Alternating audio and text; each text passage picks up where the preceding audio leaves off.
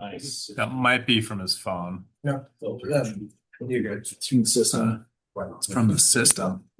Chris, you might need to let further people in himself, just to keep eyes on traffic track. That's all white. Nice. Thank you.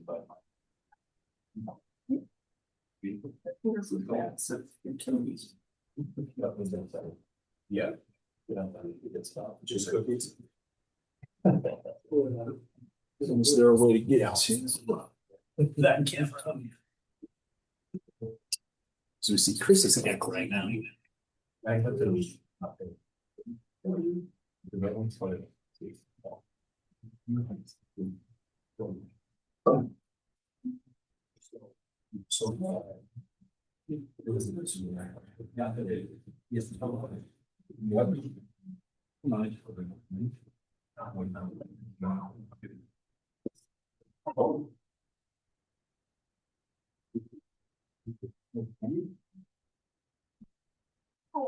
All right. You know how to get onto that camera? That's it. That's the people down the computer. So can we have that computer join the Zoom call? Yeah, that's what we're doing on. Here you all. Yeah, so we'll have you share it unless anybody has like a USB cam. Fun. So I travel with one. sometimes I do. I do. Yeah. I'm not you. Yes. You never know. You want me to steal the Watch laptop? top of the camera. That's true. That I haven't slid to the top position. Or you can join? That's all.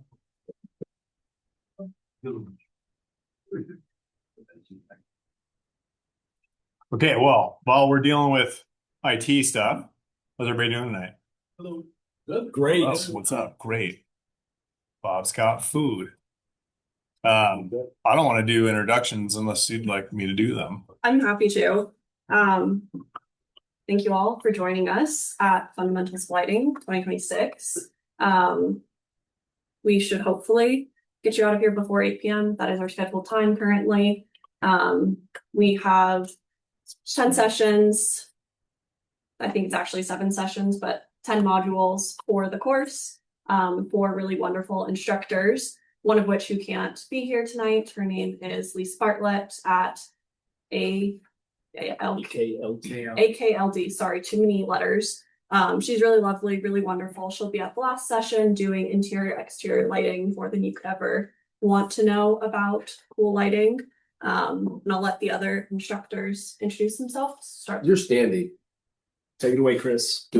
My name is Chris Slaughter. Pleasure to meet y'all. After we do this, we'll go around the whole room and just kind of give a little brief intro to everybody so we can kind of say hi. The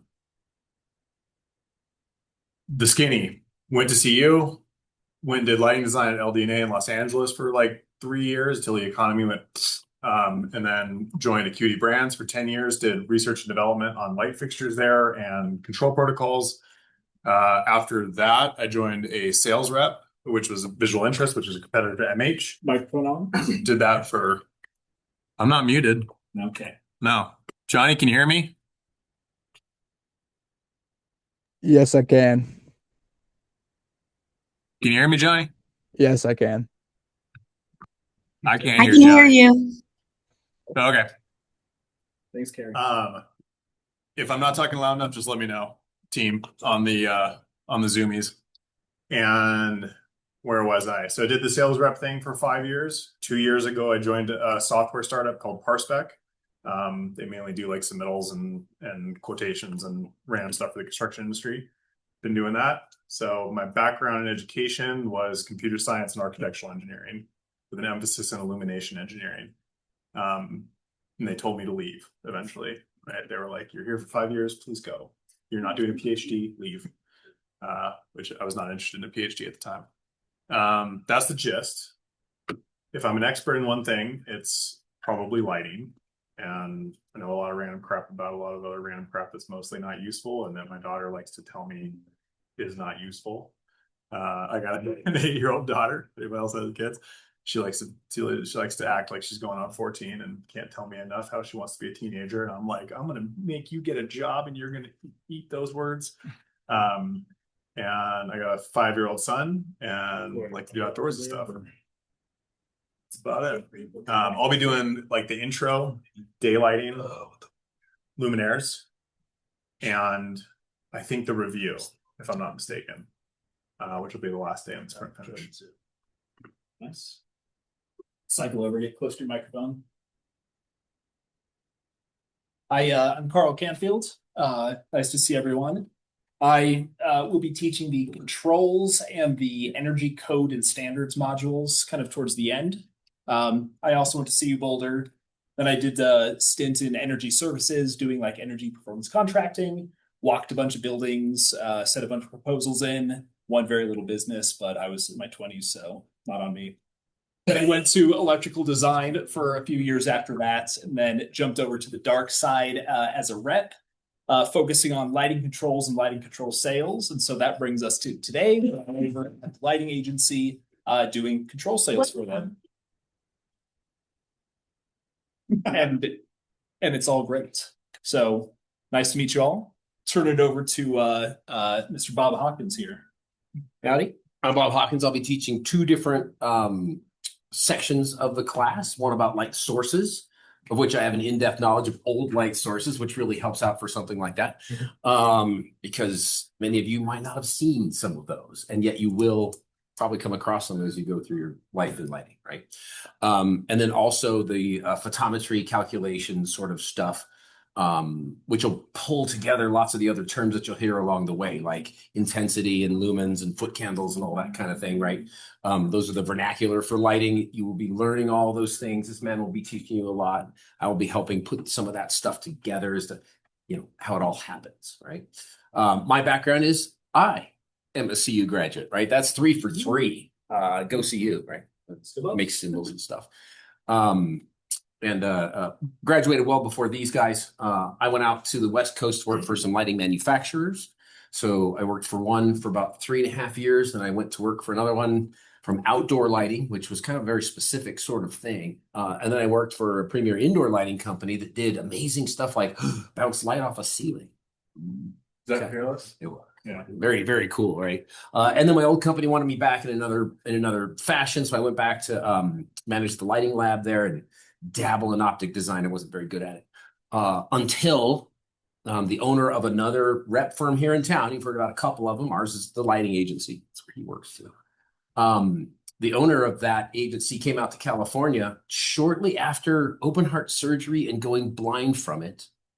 I met him while I worked out there. And 1.5 years later, he calls and says, we're looking to hire somebody to do lighting analysis in our firm, because they had been farming that out to a software company. And they were farming out so much of this work to a software company, they wanted to bring somebody on board. They had done that with a guy. He lasted a couple of years and was leaving. And so he called and said, hey, what do you think? I'm like, ooh, cool, Colorado. I love Colorado. That's where I'm from. And we had been out for Christmas that year. I came back to visit him in February, and we moved back at the beginning of March that year. And I've been here for over 30 years, working for the same place. It's gone from a little company to a pretty big company now. We cover a lot of states and have guys who do nothing but controls. When I started, we wanted nothing to do with controls. It was a scary, scary thing. We had another company in town that we teamed up with. Right. So that's kind of the history of that stuff. Yeah. That's fantastic. Great. And we'll leave that one.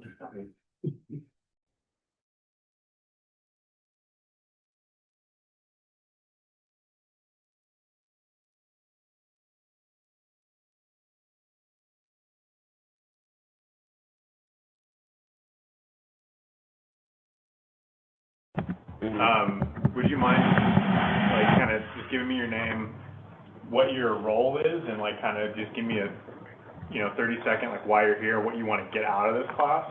I want to take that as help guide me and the stuff I focus on, the stuff I don't focus on.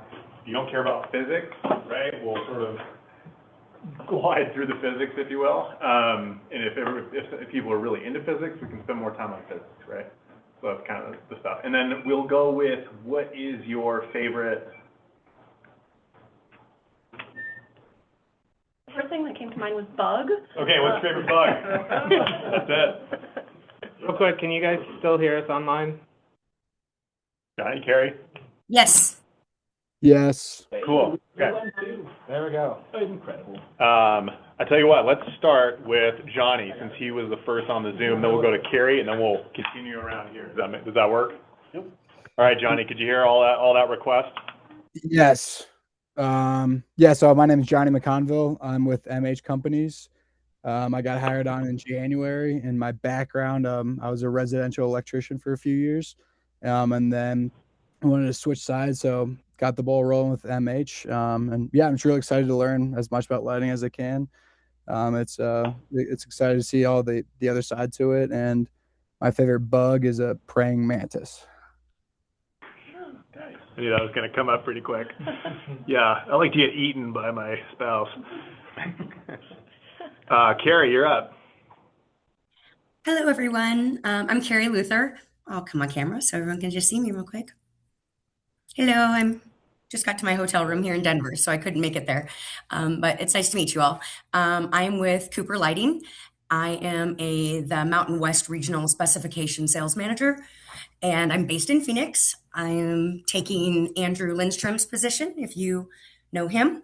And I come from the commercial furniture and interior design world. So I really don't know much about lighting, and I'm learning. So I'm excited to learn everything about what you have to talk about.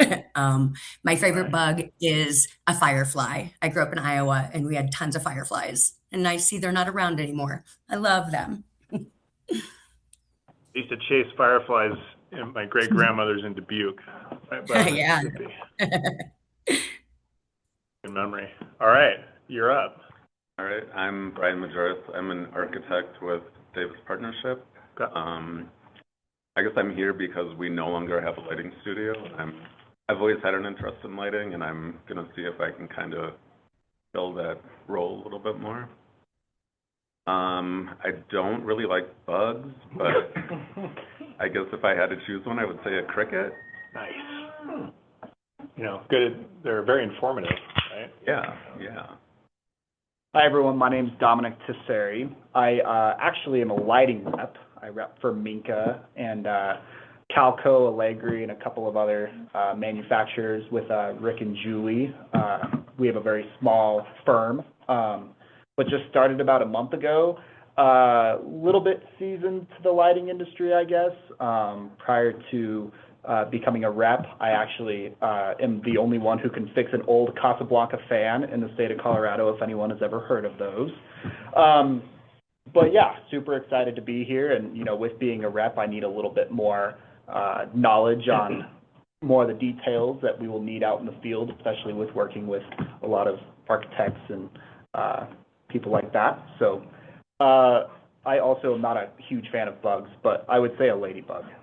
Hell, I should have brought that book, man. All right, I'm Sabrina Sosrego. I'm a senior lighting planner at Clanton and Associates, which is a lighting design and engineering firm out of Boulder. Yeah, I've been working as a planner for about 4 years now, and I'm just starting to learn about lighting, and we're kind of marrying the two departments. This is a newer department at Clanton where they're trying to do long-range master planning lighting work. So they brought me on and definitely want me to learn the ropes. So looking forward to that. And probably my favorite bug would be a butterfly. I also got no repeats yet. My name is Fatou Ken. I'm working with American Lighting as a customer service. But I used to work with Pinnacle Lighting over 9 years as a technical support, and before I was also lead. And I'm here to get more knowledge about lighting. That's why I'm here. And my favorite bird is butterflies like her. There you go. I mean, they are. Latif. My name is Latif Joe. Latif? Yes, I'm an IES specialist at American Lighting. I don't know much about light, like So I'm just here to listen what you guys have to give us. And tell me, where are you two from? Like, where do you work currently? Say it again. American Lighting. Okay. Oh, yeah, okay. So nice having you. Oh, yeah, yeah. And I don't deal with bugs. Alright. If I see them in my house, I kill them. I get them out. Favorite bug's a dead bug. Hi, everybody. I'm Tom. I'm also from American Lighting. I don't have a lot of lighting background, to be honest. I came from fabrication. I managed the fabrication at American Lighting for our trade show booths and in-store displays. So I'm constantly working with the latest and newest stuff that comes down the line. So looking for knowledge on how to best utilize some of those techniques in some of the displays that I build. I also work on the product development department, onboarding new products. So this You must have a nice shop. I do. Yeah.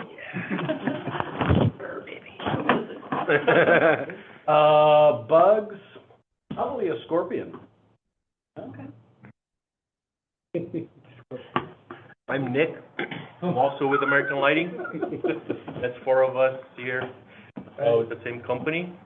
American Lighting is a manufacturer here in Denver. We've been around since 1989, so pretty long history. Started with rope light and then evolved. I think our bread and butter now would be probably tape light. It would sell the drivers that go with it, and so, but also a lot of commodity light, no decorative. My role is in business development.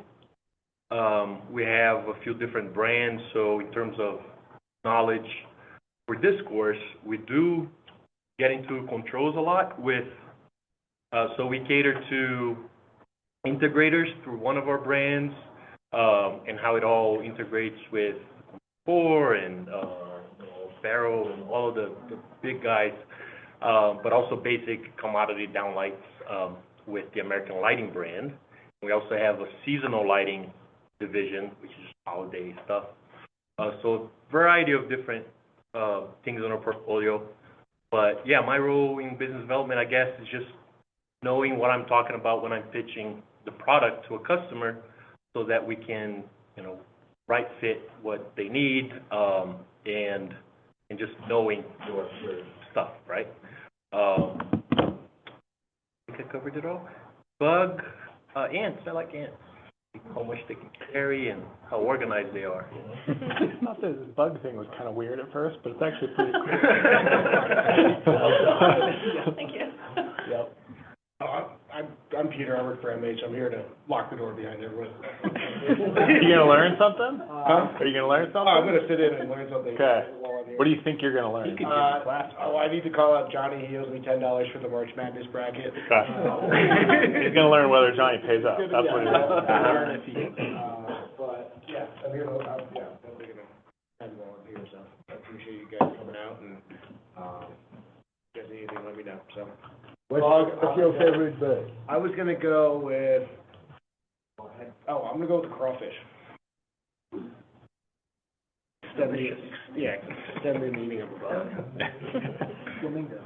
Beatrice Casillas. I work with West Coast Distribution as a project coordinator. I'm dipping my toes into quoting lighting. That's the reason I'm here. Yeah, fun stuff. Yeah. Keeps me on my toes for sure. I don't have much experience with lighting, other than I actually worked for American Lighting for about 8 months, a couple of years ago, almost 3 years ago, 4 years ago. Yeah, but other than that, I know nothing. A lot of my background is on operations side of things, or tape, which is, so different. Favorite bug? I'll have to steal the dead bug, honestly. I like it. Yeah. All right. Good stuff. Favorite bug? I think the roly-polies are technically a crustacean. You can say it. But it's been pretty fun with the kids, like catching those and putting them in a little deal, and then eventually they die. But it's kind of like a low Yeah, low barrier. Kids don't get too upset. Yeah. They now have a dog, and now my daughter has to understand what this whole word responsibility means. It's a tough lesson. I think every parent learns that their kid's not going to actually do what they say they do when it comes to their first pet. Cool. Okay. Well, I'm pretty casual. I wear a t-shirt and jeans. If I'm talking too fast, I'm going to slow down. If you have a question, raise your hand. If I do not ask immediately, interrupt me. I'm pretty casual. Usually it takes me a second to kind of get rolling, and then I have this bad problem of I will start to brain dump. Okay? I'm going to do my very best not to do that. Johnny and Carrie, you guys feel free to unmute yourselves, do a raise hand. I'll try to check. I got like the little, Zoom side going on here, so I'll try to see that, but feel free to unmute yourself and interrupt me as well. Everybody copacetic? All right. Nice meeting you all. I'm going to head out. Am I going to set off an alarm if I go? Just one way, though. That's all I'm going to see you all. Okay, at 6. We're going to try to move on this stuff, right? This is going to be a lot of information, but we also have Thursday, so we can bleed this into Thursday if anything's going too fast. But again, there's a lot of info here. But I'm going to try to make it fun. I'm going to try not to make inappropriate jokes. I'll try to make appropriate jokes, and we'll kind of go from there. Some technical stuff, right? If you have any LC, like if you're working towards an LC or if you're working towards AIA credits, this does count. Okay? I'm just going to kind of leave it at that. If you want the credits, get with Chris and the rest of the team on the IES side. Quick show of hands, is anybody tracking CEUs for this, or just here for the knowledge? I probably will. Yeah. Offered. Okay, that's right. I think it's quite a bit too. It's like 20 credits. Yeah. It's like Okay. 18, yeah. Awesome. Yeah, quite a lot, so. Yeah. At the end, just follow up. And sorry, I'm Chris. I'm the president of the Denver section. So, well, thank you for attending. I'll be at the final wrap up too. But wanted to thank you all for joining us for this opportunity. But yeah, just send that IES email. We'll get you your details after the fact. Even if you don't need them now, you may want them later. That's right. Oh, and also, before I forget, thank you to Peter, thank you to MH for hosting us. Thanks for free food. Yeah. Right. This course is also BBCI, Green Building. Yeah. Certified individual. I can't remember what the I stands for. Doesn't matter. Okay, this is module 1, Introduction to Light and Lighting. Boom, here we go. Objectives are to learn about light, right? We're going to do history of light. We're going to talk about the visual system. And we're going to talk about a few like human-centric kind of health aspects of light as well. Okay, time to get my notes out. As you can all imagine, right, light is pretty old, right? How long does it take light to get from the sun to the earth?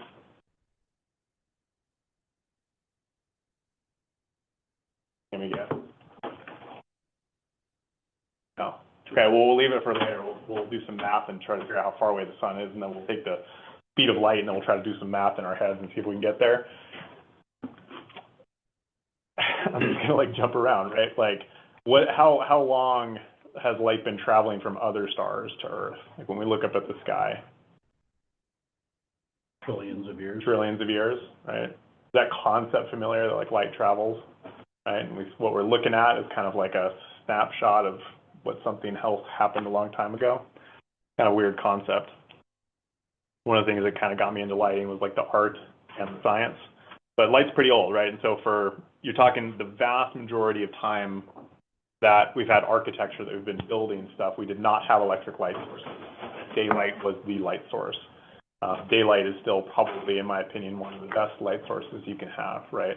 It does come with its downsides, but it comes with a lot of upsides, like a giant fusion generator in the sky that's basically free, right? Also, it can be very bright and it can burn your retinas, and you can go blind by staring at it, right? When you get that little pinhole thing that you're supposed to do on the solar eclipse and not stare directly at it, and then you go to the hospital, and I never did that. But you got different lighting techniques, right? This would be like just kind of windows or clerestories, and you guys on the, it's a touch screen. Ooh, okay. Everybody still see okay? Right, you've got these Oculus windows up at the top. That's a rendering of the Pantheon. It's not like an actual picture of the Pantheon. But you know, for the majority of history, right, daylighting is the deal, right? And then you're talking about a couple of thousand years ago, we start basically burning oil in lamps. All right, this looks like the good old genie lamp up there in the top left. Right, so like real deal. You'd have a flame coming out of that thing. You fill it with oil. You could put some moss in it. You could, you know, make your own little wick, and you burn oil. That, you know, was the deal. In about 3000 BC, got to look at my stats here. I don't have who actually created it. I'm not sure we actually know who created it, but about that time, right, the candle was invented. The candle is the basis for the term candela, which is like a measurement of kind of like intensity of light. We'll talk about intensity of light, kind of on the metrics and the calculations deal, but there is a standard candle. That's where this kind of term came from. Like it had like a prescriptive measurement. You'd say, okay, I'm going to take this piece of string and then I'm going to wrap it this way 6 times and it's going to be this long and it like is made out of this stuff. And I'm going to put this kind of wax, right, around it with this type of oil. That was like the standard candle.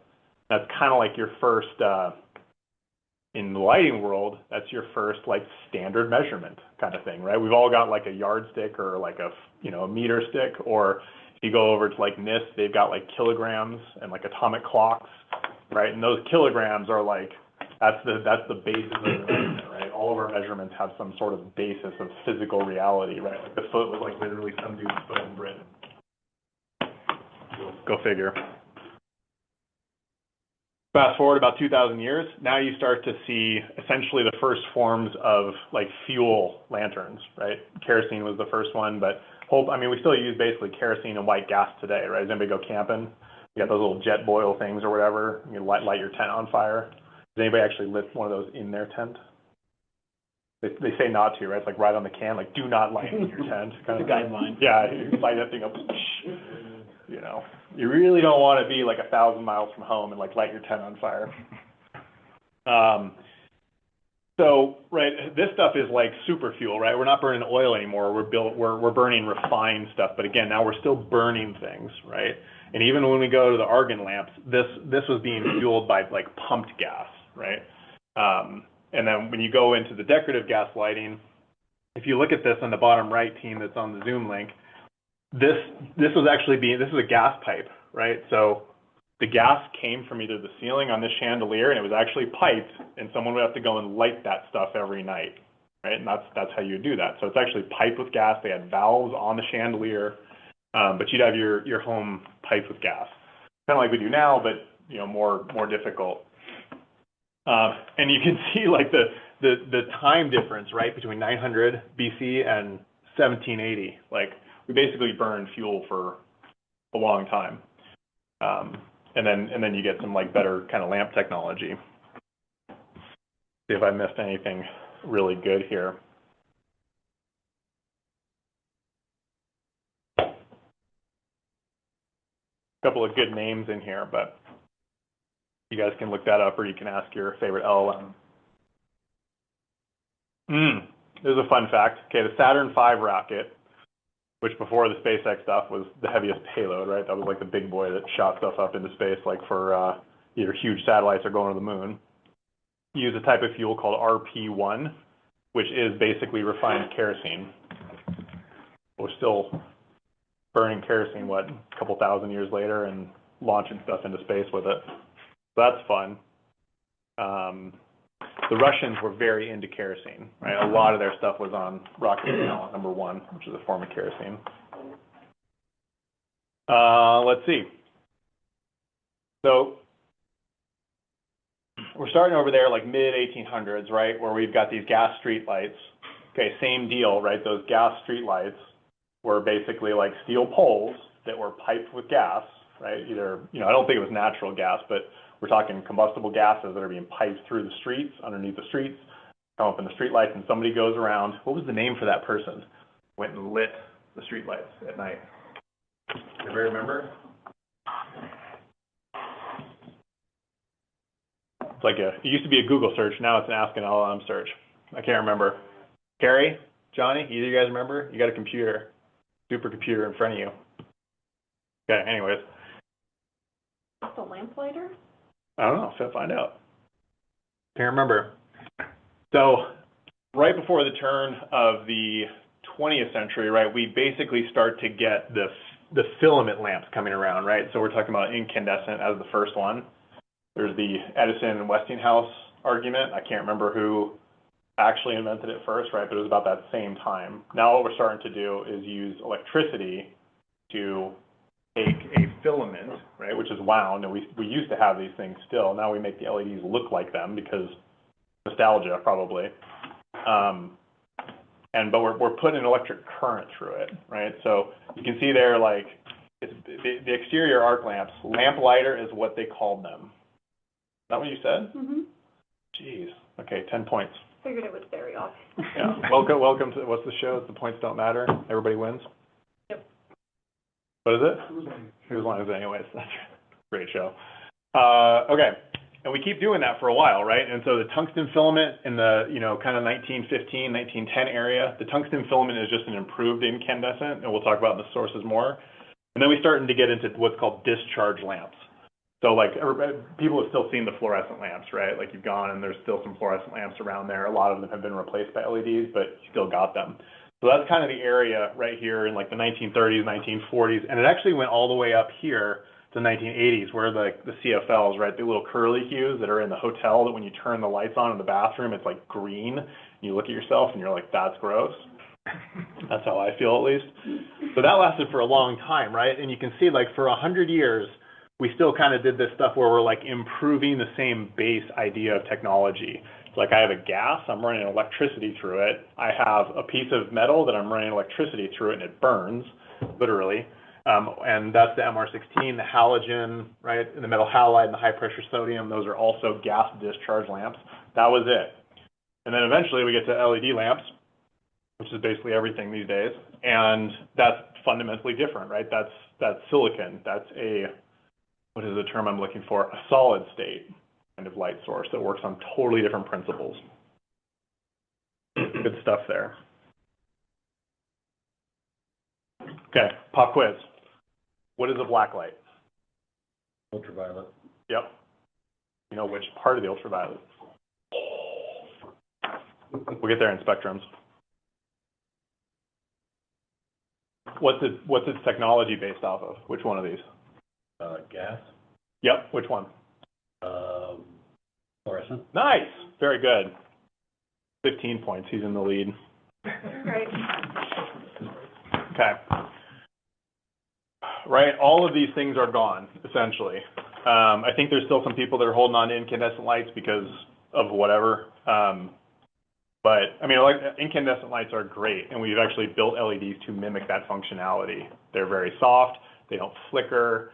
You're running a current through something that has inductance, right? So it kind of burns like nice and even, and it dims really well. A lot of great things about incandescent light.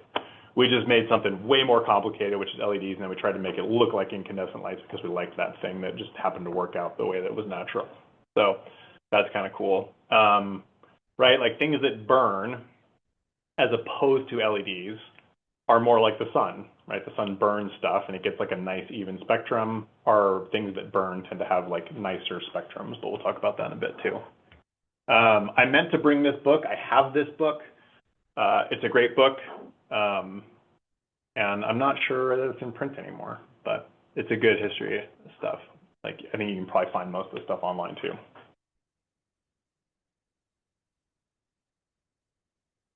Okay. So a quick history about the practice of lighting design, right? The practice of like how long have we been thinking about this stuff? So, over the years, we've got a couple of different books here. I've got some dates. These are not necessarily important to remember. They may or may not be on an imaginary quiz. But the IES was founded in 1906. There's a book in here somewhere, which is by Richard Kelly. I don't see it here. This one, I think. I'm pretty sure it's this one. That's the ellipsoid reflector spotlight. Because Richard Kelly came from the drama world. He came from the stage. and he kind of pioneered the era of lighting design, like as a practice.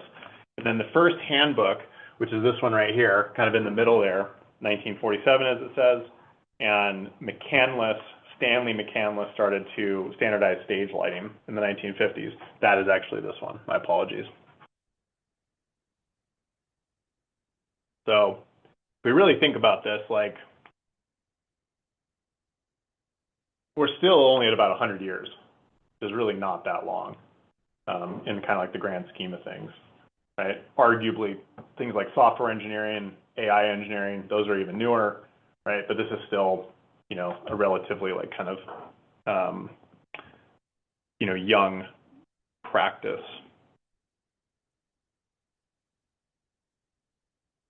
This slide really should have been earlier, but the ages of lighting technology and the sources, right? We kind of already talked about that.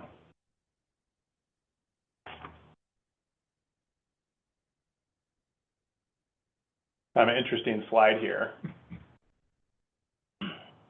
But I think what we're trying to invoke here is like, you know, what's the future of lighting and like where we're going with all this. I think, you know, one downside is, which is pretty cool. Did anybody look at the guys that are going to the moon right now? I think they're actually on the other side of the moon, if I'm not mistaken. Did they already they're looping it a couple of times before they head back? They're not supposed to land there, are they? No. Okay, I didn't think so. I tried to show my daughter like a live picture where they're doing the interview, and she's like, "Dad, this is stupid." And I was like, "Oh my God." Do you know how hard this is? God, you can't get them to appreciate stuff. Right, it's like where are we going with all this stuff? So lighting design as a practice, right, just as like a little side quest here. You know, there's a lot of different layers of this. You're going to get people in the world that they have a very high bar for what they want lighting to be like, right? They don't want shadows. They don't want, right? Like this needs to be like soft, because if it's harsh, it's going to create shadows under my eyes. It's going to make me look bad, right? As a presenter, I have no idea what I look like right now. Great. Thank you very much. Right, we want to highlight these walls like really nicely, right? We don't want this lighting here that only goes halfway across the room and then stops like for the rest of the way, right? Because that just would not be cool. Like they hold this artifact of lighting being a science and an art, and it influences your environment very high, right? That's like, you know, one end of the spectrum, right? I love that end of the spectrum. On the other end of the spectrum, which I also love, which I think is super funny, is like I have a barn and I'm going to like bolt a barn light on the side of it, and I'm going to run like 2 wires through where it rains and everything and not protect it with sheathing, and that's going to be on. And you know what, if it rains, like that thing might short out and I'm going to go have to flip the breaker again.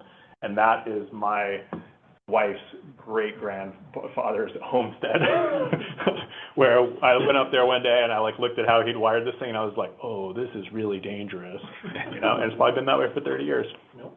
So, you know, light is functional, it's also very aesthetic, and there's a pretty wide breadth of what we do with it, right? It is also, until Elon Musk gets his way with, you know, jacking us in, you know, it's the fastest way of information transfer, right? Like videos, the visual construct is like the fastest way to get information. Audiobooks are great too, but if you have audio plus video, you get like way, way more information, right? Any questions? Doing okay on time? That was only 15 minutes. How are we doing? Okay, cool. I'm going to try to move around a little bit too to keep like my blood flowing, but I usually stand. I think it's more fun, right? Okay, so there's a lot of people in this chain, right? I feel like most of you guys like know this just from like kind of being in the industry, unless you're like really new. But you've got your designers, right? We've got an architect. I don't think we have any landscape architects in here, but we've got, let's see, Carrie, you came from the interior design world, right? We've got people that are on the manufacturer side, American Lighting, right? So I think you're probably most closest, Beatrice, to like the construction side, right? So we got all these people along the way, and like they all kind of like play a role. And this is not unique to lighting, right? This is just how this is kind of. I don't know what that is. I don't know what that. I don't even know who that is. I don't even use Outlook. Whatever. On the major computer. Oops. Oh, it's on the MH computer. Got it. Okay. I was like, oh. So yeah, again, like, I mean, you got all these roles here, right? Distributor, lighting control system specialist, like electrical engineer, BIM specialist, right? We all work together on a design team, right? Like my wife as a mechanical engineer got this call last week that said, like, from the architect that said, like, oh, hey, we moved this wall 3 feet that way, right? The whole thing. And she's like, oh, great, I have to redesign the whole mechanical system, right? So I wouldn't say the bane of her part of this whole ecosystem is the architect, but that's who usually like moves the walls and makes like the building like an entirely different load, and they love to do it like 48 hours in advance and then push the ceiling up so there's no room to run ductwork and all that kind of stuff, right? You know, people, there's all these people work as a team, and I like to think of like the team has like a lot of frenemies on it. You're like friends with these people, you're going to work with them, but also like these are all individual businesses that are trying to come together, right? And sometimes those incentives don't always align perfectly. I'll get there. The general flow of the design practice, right? Like there's all this is like a generalization. This is not like, you know, gospel. I mean, there's design build, there's design assist, there is like standard bid build, you know, all what's that? What's that? Design bid build. Design bid build, yeah. Honestly, I don't even remember what all the differences are at this, you know, like you have the titles, but a lot of this stuff is very, very different. You know, in today's age, you know, with technology, it's like, well, you can kind of do it whichever way you want. You can be the contractor that also buys the goods and stores the goods and has your own warehouse. You can source it, you know, more traditionally, all sorts of ways to do it. But, you know, what you're going to do in a design process at a high level is the programming stage is like, what does this building need to do? Or maybe it's an outdoor environment, right? Like it could be like a plaza, like 16th Street Mall in Denver or something like that. But this is like your research phase. You're trying to define the high level things of what you need to accomplish. The schematic design is kind of putting that research into like rough ideas. The design development is adding in a bunch of the details to kind of like I use the term codify, but it's more like solidify, you know, what the design is going to accomplish. And, you know, this is not necessarily like a perfect one-way thing, right? You might get here and they say, oh, okay, well, I need to revise something and go back a little bit. So to think that this is always like a forward-moving thing is a misnomer, but these are like, you know, big general buckets. And then you do your construction documents, which is not only like for legal purposes, because it says like this is how this thing should have been built, right? It could be details from an architect, it could be details from a structural engineer, it could be details from the electrical engineer, right? And, you know, a lot of stuff going on here, right? And even with BIM, we still do these 2D steps that go on record at the city, whoever did the permit, right? You must submit, here's my documents, right, to the city, right? They have it on record. And then they give you the permit. The bidding and negotiation, we got a lot of reps here that they're heavily involved in the bidding. Usually the distributor, contractor, and rep in the lighting world are all involved with trying to like be competitive, right? The capitalist market, like people are trying to win business, right? Lowest cost doesn't always win. Sometimes it does. Just kind of depends. Could be, you know, who you've had a really good relationship with, who you've worked with really well in the past, who you know has really good expertise on that project. Could just be you want the lowest bidder. You don't really care who it is. And they're always going to do a great job. Always. The lowest bidder always will do the best job. Right? You build the thing. I mean, I've been on several projects, I'm sure everybody has, where you're in construction and then you're modifying designs. You're like, this isn't working, right? Let's make some modifications. But those are usually called like, what is the ASF? There's architect supplemental.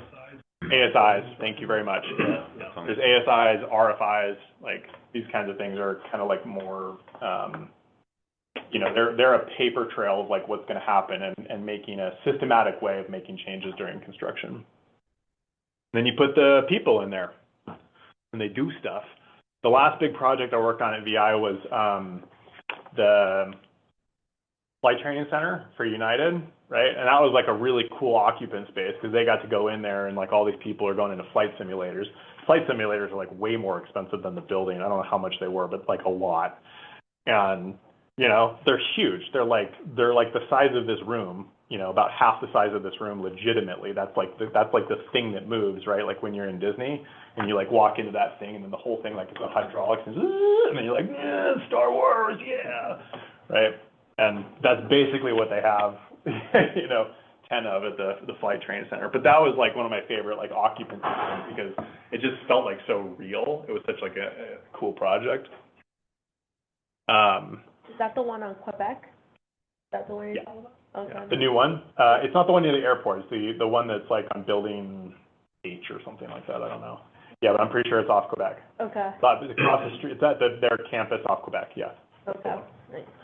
I'm not sure I actually know how to pronounce this guy's name correctly. Helmut Jean, right? Every building is a prototype. No two are alike. He did the Auraria library. This is like a short list. There's a whole bunch more. And I say he worked on these, right? I don't actually know what he did. But I was around a campfire one time with this guy and he said something very similar to me. He's like, you know, every building is like a one-off. The team's different, the size is different, the way it faces is different, the ground is different, right? Like, and so every building's unique. Even though, you know, you might build the same kind of warehouse in two places and use very like prescriptive methods for that warehouse, but somebody's going to buy a piece of property and like it's going to be like so wide and so long and, you know, all this kind of stuff, right? So it's pretty interesting. I've always liked construction. I've always been to keyboards and nail guns. That's like my motto, right? Use your brain, use your hands. Might as well shoot stuff. Okay, physics. How's everybody doing? Good. Good. We're going to stand up, do burpees or squats. Okay. Does anybody need water? Bathroom break? Anything? Keep going. Any questions from our fabulous team members here, remote? No, sir. Okay. Oh, Johnny unmuted himself, so I know he's there. Okay. All right, this is for everybody. Like, what is light to you?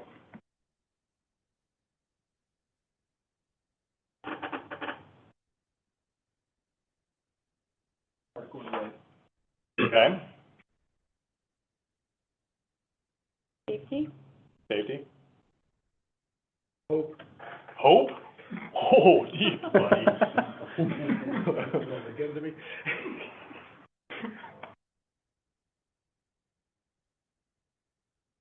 Energy. Energy. Life. Life.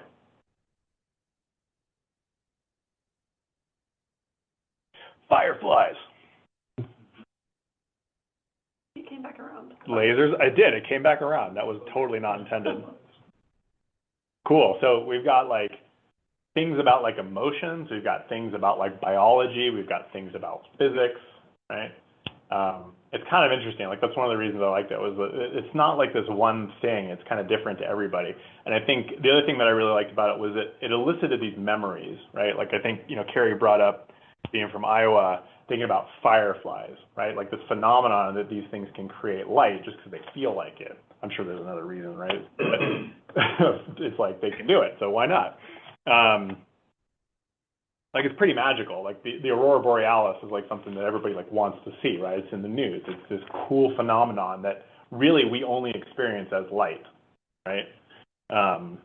And so there's like a lot of really cool stuff about that. And on the memory side, you know, there's a lot of like psychological implications. You said safety, right? So like your environment and how it's lit influences like your psychology and your like feeling and your well-being. So there's like the whole physics side of it, but there's also like the emotional and, you know, if you want to call it spiritual and all this other stuff that comes around it. And that's one of the things that I really enjoy about the topic. There's a definition from the IES, right, which is much less sort of spiritual and fun and, you know, hippie and go down to the vortexes in Sedona, right, and get a book on the shelf and buy some crystals and I don't know what else they sell down there. I've never been there. I've never experienced any of the things that they sell that you're supposed to take into the mountains and never tell anybody about. Neither. You got to keep it interesting, bud. Okay, light is radiant energy. There's like a key word there, like radiant energy that is capable of exciting the retina, right, in our eyeballs and produces a visual sensation, right? So I'm going to pause there for the moment, right? If whatever this radiant energy is did not produce a visual sensation, is that still light? Time. If like there's radiant energy flying around this room, right? That's why we can see. But if it didn't produce a visual sensation, would it still be classified as light? Yeah. No. No. Yes, no. Sorry, what did you say? I said yes. Yeah. But it's different for every species. Mm-hmm. Yeah, we got some good people here. I like this. Deep. Okay.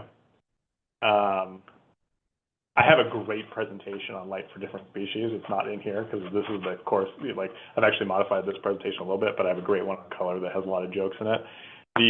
Okay, well, we'll just divert for a second because it's fun. Actually, I think I have part of it in later, but what is the How did you know I was going there? How many cones do they have? Oh. No idea. Does anybody know? Got me. What was the question? How many cones does a mantis shrimp have? 13 or something. The eyeball. Take a guess. Less than 13 is more than 1. We have 3. 8. Very good. 8. Nailed it. Okay. All right, we'll talk about that more in a little bit as far as like this stuff, but this is the IES definition of light, right? We'll talk about like kind of the variations that have come to it. It extends from about 380 to 770 nanometers. We'll talk about nanometers in just a second. There is, as far as human anatomy, there is one of either the males or the females that generally can see wider than 380 to 770, 780. Which one do you think it is?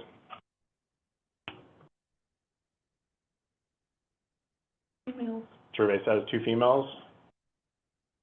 That'd be my guess. 3. A female. Yeah, well, you are all correct.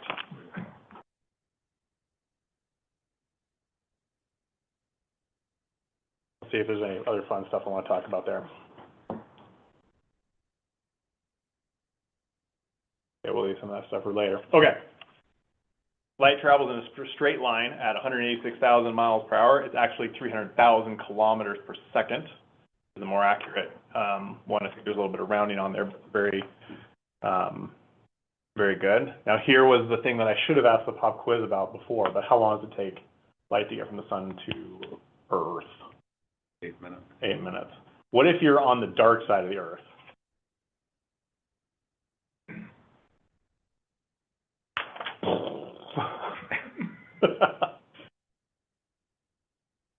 Minutes, but it kind of bounces off stuff. Bounces off stuff. Yeah, what does it bounce off? Atmosphere, the moon. Bingo. Not much longer though. We're going super fast. Okay, different pop quiz.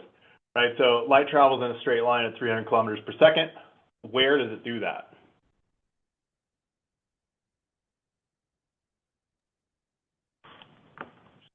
Through space. Why? It's empty. Nothing there. Vacuum. No material. Right? Where does light travel faster than that?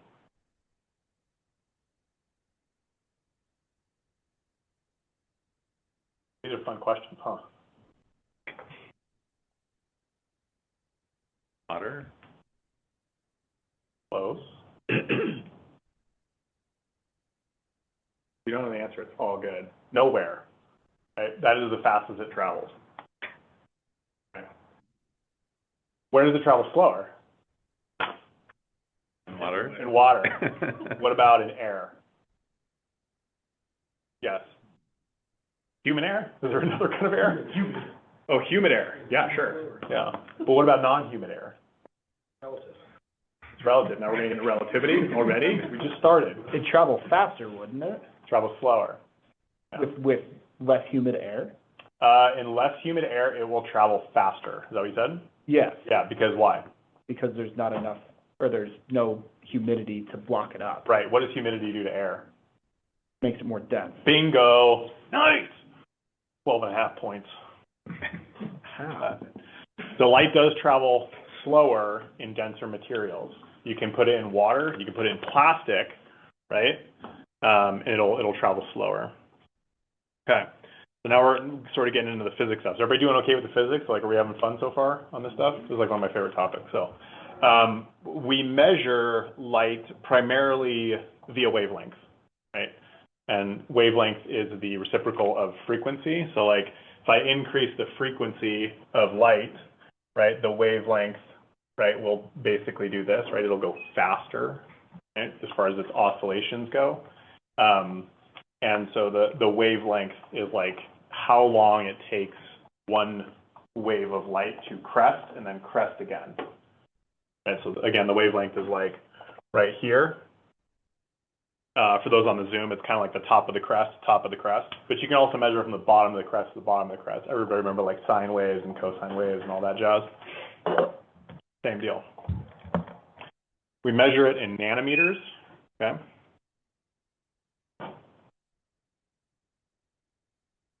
So this is kind of the electromagnetic spectrum.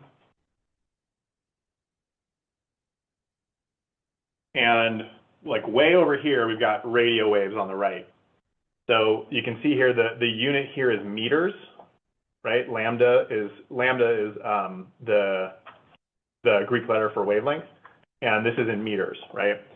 So when we go to 10 to the 1 meters, that's in radio waves. Like 10 to the 1 means that the wavelength is 10 meters, right? So like literally this electromagnetic spectrum, somewhere in the radio waves, like, I don't know, this, like 10 meters is almost 30 feet, right? This room is about 30 feet. So if I were to like plot that wavelength going through this room as a radio wave, it's like this, right? It's long. Now, if we go to like the visible spectrum, that's around like 10 to the -7, right? So imagine multiplying that by like -100,000. We're like real short. So now we're in the nanometer zone. There's where like order of magnitudes come in. So the visible spectrum is only this part right here, this little sliver of the electromagnetic spectrum, and that's what, like by definition, the IES says that's light. Right? It produces the visual sensation. Those particles and waves are what makes up light. That's the fun part, right? We start over here with very, very like innocent long radio waves. They're super long. Again, this is like 10 to the 4th. So that's like, 10 to the 3rd would be 10,000. 10 to the 4th, like, 1,000, like 1,000, 10,000. These things are super long waves, right, as far as their wavelength goes. And then as we get going over here, we get to microwaves, which just so happen to excite water molecules, get our chicken done. We've got infrared, which is the deer looking at the lion with the infrared goggles or nods. And then we go into the visible spectrum, which we ignore for now, and we go to the UV stuff because we're gonna have a rave party. We get to X-rays where they give you the big lead jacket over the sensitive bits, and then we go into gamma rays, which turns you into Hulk. Okay. So if you think about this, what's happening as I go this way on the electromagnetic spectrum? And I'm pointing from, on my screen, right to left, Johnny and Carrie. What's happening there? Those waves getting narrower or wider? They are getting narrower. That's correct. What else is happening? Johnny's got a thumbs up for narrower, but what else is going on? Energy is increasing? Bingo. Bingo. Energy is increasing. Scientist here. You really, really don't want gamma rays to hit you. Right? The Hulk thing is cool. I wish I could be buff like that, but it's not good for your DNA. And like literally what's happening there is you've got these little photons of electromagnetic spectrum, And those things are going to go into your body, and they do not care that your body is there. They are going to slam into whatever they hit, and they're going to knock little subatomic particles off of your DNA. And you get mutations, and that's a bad deal. That's like the whole basis for the Hulk, right? He hit by gamma rays, DNA got changed, turns into a mutating, dude that can throw cars, and then you're off to the races, right? That's also why with the X-rays, although they're not as bad as gamma rays, they won't make you as sick quite as fast. They still have a lot of energy. That's why, there's, they put you in the X-ray machine, and they walk behind like the lead brick wall, and they go like, don't move, right? I've had a lot of those. That probably explains a lot.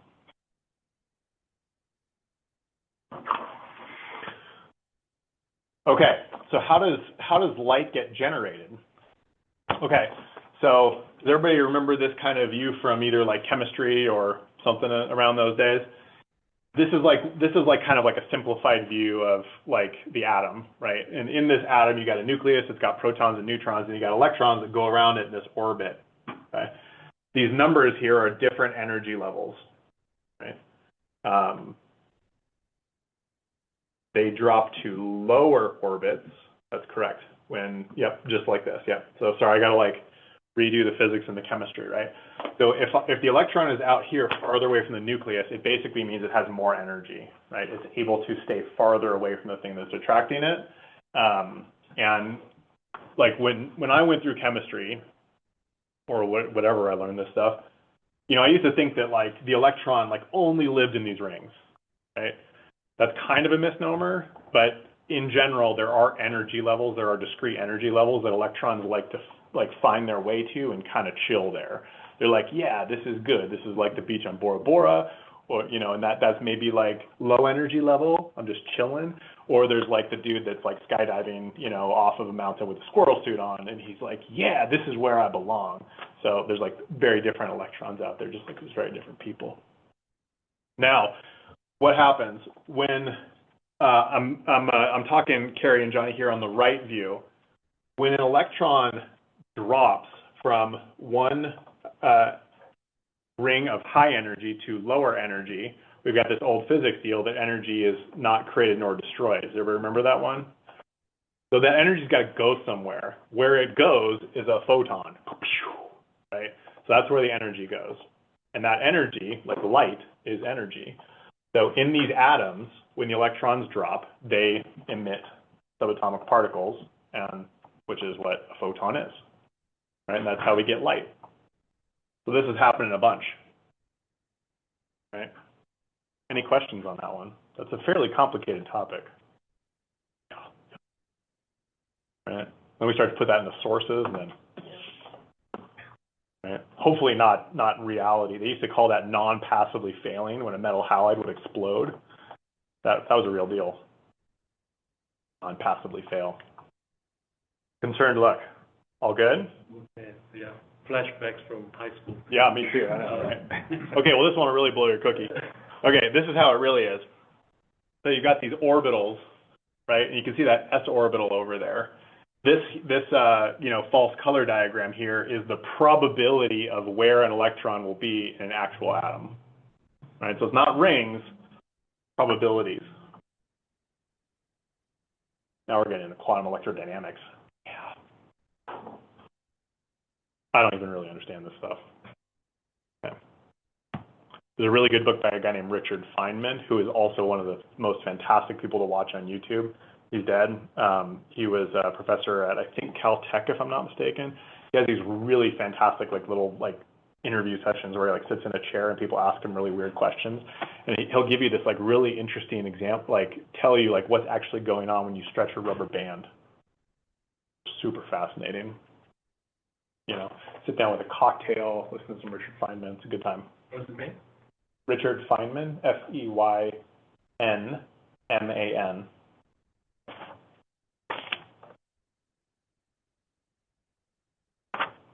Okay, so here's 4 people throughout history. It was pretty interesting. Lighting design is pretty new. It's last 100 years.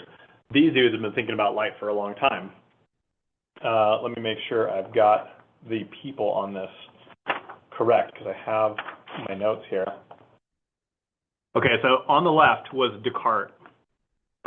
And he thought, again, remember this was like 1637, this was a long time ago, that light was like a mechanical pressure. This was like one of the precursors of the ideas of a wave, right? If you like stand there like this, there's like a giant wave coming at you in that wave pool, like that's going to be a pressure, it's going to hit you. So while he didn't specifically say that light was a wave, he kind of implied it. He thought that light was like a pressure that would push on stuff. And fun fact, you can actually shoot photons at like a little car with like a sail on it, and you can make it move. You can enact physical, mechanical movement via light. You can also light stuff on fire with light. If you've ever taken one of those things and like burned ants, I know one of you guys wants to like burn some ants, probably. Okay, so Newton, he argued, basically that, let me make sure I've got my notes here totally correct. Right, so Newton was an advocate of the particle theory. We're going to go into this in just a second, right? So he basically said that that light is not a wave, it's like a dart, right? It goes in a straight line and it's got this little particle thing on it, right? And then, while later, Huygens basically, he advocated that all around us there was this stuff called the ether, right? Everybody heard that term before, the ether, right? It was like all around us. And he basically was also saying that like light was a wave, that light traveled through the ether. It had a medium that it transmitted by. That was obviously wrong because light travels through space, right? But he was an advocate. And then Thomas Young here was the guy who basically said, I know what it is, it's both, right? And he has what's called the double slit experiment. The double slit experiment was pretty weird. Let's see if you guys can imagine this, right? Like imagine you're in like the wave pool at the water park, right? And there's these two giant balls and they're like going up and down. There's like a mechanical actuator to make these waves, right? Or if you've gone behind a boat and done a U-turn, you'll see this too, or maybe there's two boats going, you'll see in the wake of those waves will go like this and one of two things happens. If they meet, the amplitude of that wave goes up, right? And if they're off, it actually cancels itself out, right? So waves have interference. They will either build each other up or cancel each other out. Has anybody seen that live? Yeah, nods. What about you two? Not sure. There used to be a thing in wakeboarding called the double up, and basically you'd have your wakeboard boat like do a U-turn, and then you try to hit it when both the waves, and you try to do like a giant Superman and be like super cool. Tried that once, I gave myself a concussion. That was the end of that. Okay. So the double slit experiment was kind of that, right? If you look here on the left, you've got a slit right here and a slit right here. And what they took was a light bulb and they shot it through here. And then this is what they saw, right? It wasn't just like two rays of light that went through two slits and gave you two bands. Like that was the idea. It didn't happen, right? So empirical evidence saying that this is how this actually works. What they got is a bunch of lines. Okay, I think that this is going to be loud because it often is. Where's the mute? Mute. Okay.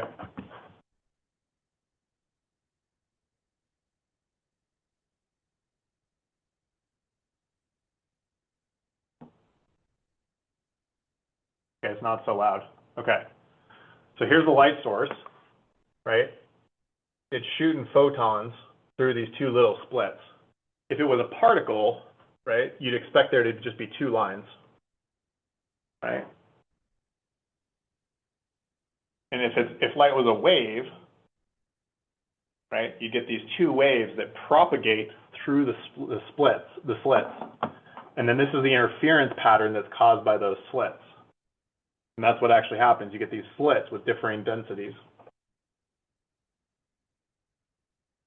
This is what happens in the quantum world, where you have a probability, and if you shoot one particle of light, it goes everywhere, and then all of a sudden it collapses to one place.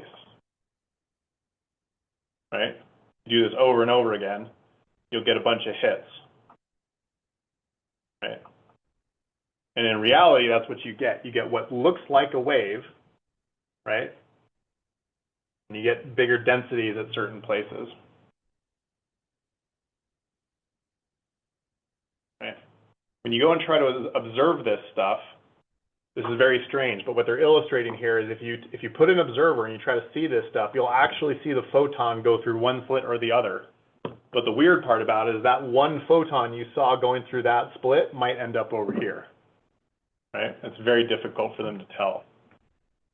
That's why we got like CERN over in Switzerland that basically sends like protons and shoots them through a giant tube and then go, right? There's no, not a determining factor, it's just random. Well, it's probability. Yeah.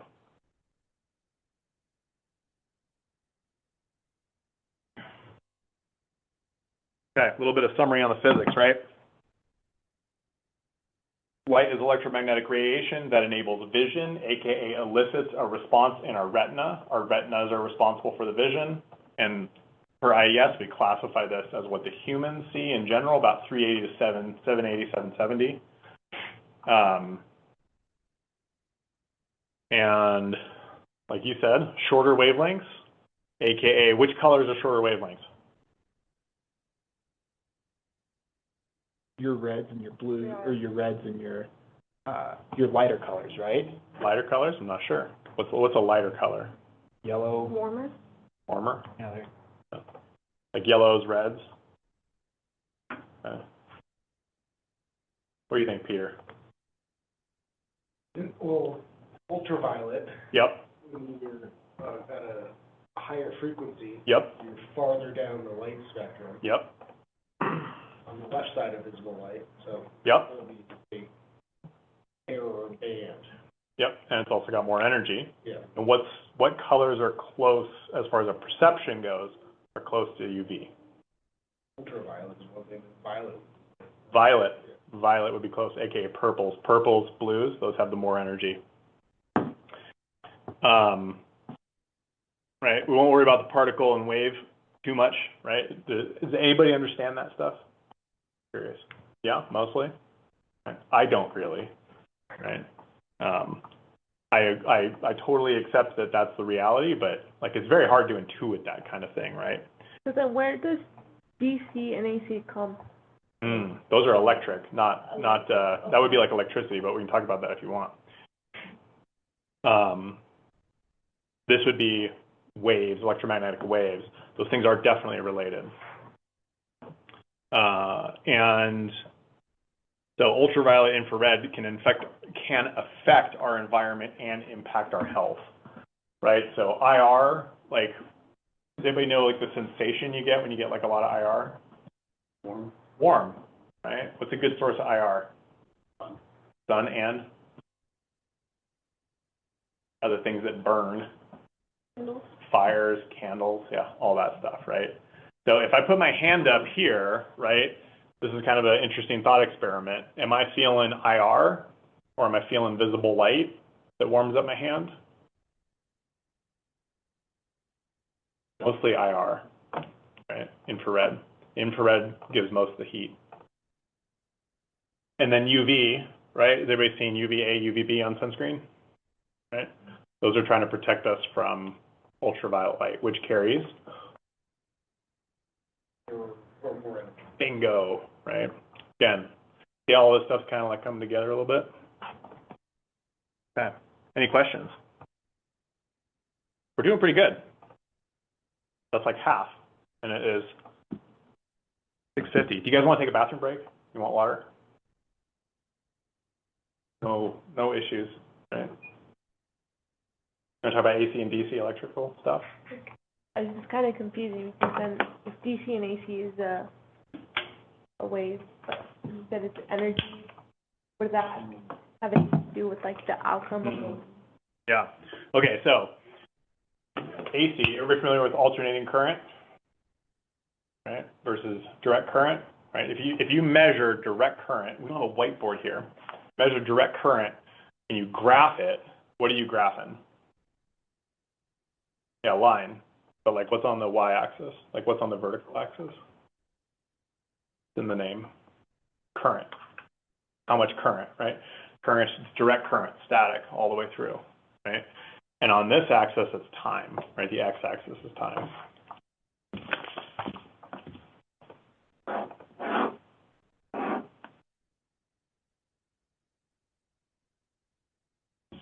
right? I don't know if I can see that, right? So, right, DC current, right? The current is what we get, and this is over time. Now on AC, right, here's the AC side, right? We get current, right? And it literally means alternating current, right? So the current is positive, and then the current is negative, and then it's positive, and then it's negative, right? Now, this is a graph of current, not a wave. We graph it like a wave because it just so happens to do that, but it's not the same as a wave, right? Now, alternating current does something, which is creates an electromagnetic field around itself. DC stuff does not have a changing electromagnetic field, only AC does. That's why you gotta have AC in transformers, because transformers rely on electromagnetic fields to transfer the energy between the two coils, right? So if you got those big generators go, right, outside the building, they're run on AC, right? You can't run those on DC. So, but this AC, it looks like a sine wave, but that's just how the current is being done. So it's not the same as an electromagnetic spectrum wave of a photon. Does that kind of make sense? We can go through that a whole bunch more if you want. Okay, so no bathrooms, no water, everybody good? Solid? Okay. I have a question. Shoot. You work here, right? How do you make these chairs lean further back? That one next to you, that's the one right there, buddy. I'm also having that issue. Oh. Okay. Carrie, Johnny, how you guys doing? Cheers. All right, this one. Good. Okay. No questions. Everybody good? Okay, we got light as a particle. We got particle wave duality. Let me see, what else did we do? We talked about history, right? We talked about energy of the electromagnetic spectrum. We talked about a little bit about colors, right? We talked about what is light, right? How it means different things to different people. The experiences, the memories, the emotions, the physicality of what it elicits is all different. And we got history, okay? On to vision. The thing that I am wearing pieces of polycarbonate on my face to fix. Yeah. Okay. So there are four large buckets of aspects of vision. The first is the source. Where does the light come from? Again, we're talking about vision here. And the source, is represented here by the sun. Why do we got all these different colors here? So these little squiggly lines that look like waves and rays. Different spectrums of light. Yeah, different parts of the spectrum of light, right? Let's see if we can get anybody to think about this and jump ahead, right? This goes towards this apple, which we call the modifier, right? And then what's going on over here? Perception, Say it again? our perception.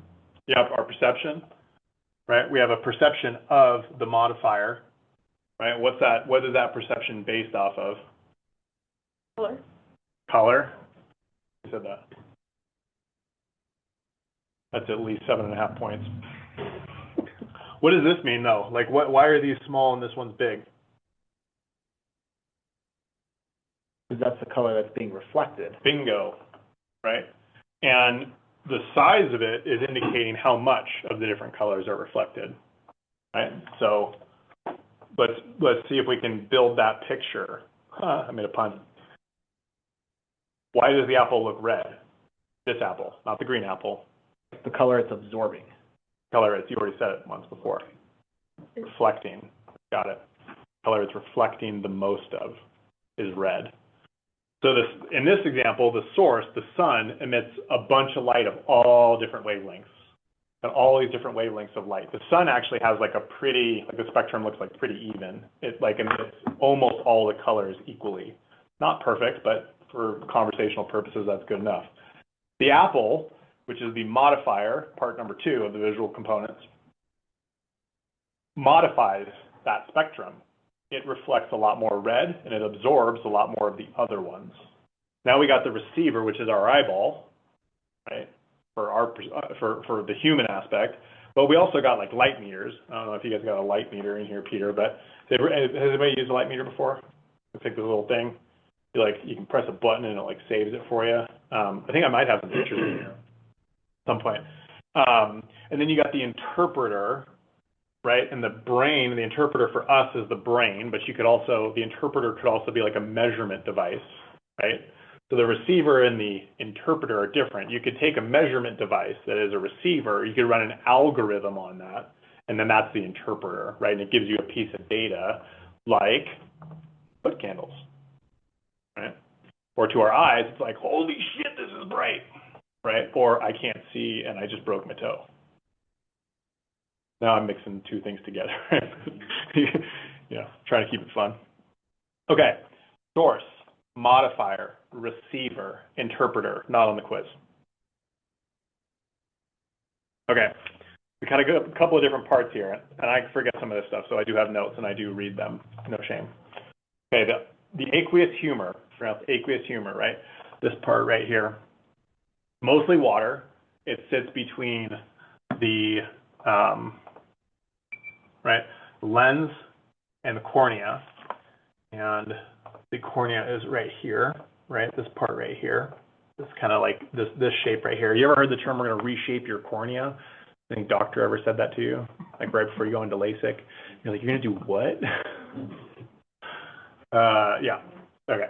So the aqueous humor is here. It's kind of like gelatinous, right? It doesn't really do a whole lot, just kind of sits there, right? The iris, which is the part here that, kind of we impart the color of people's eyes onto, right? That's the actual muscle, right?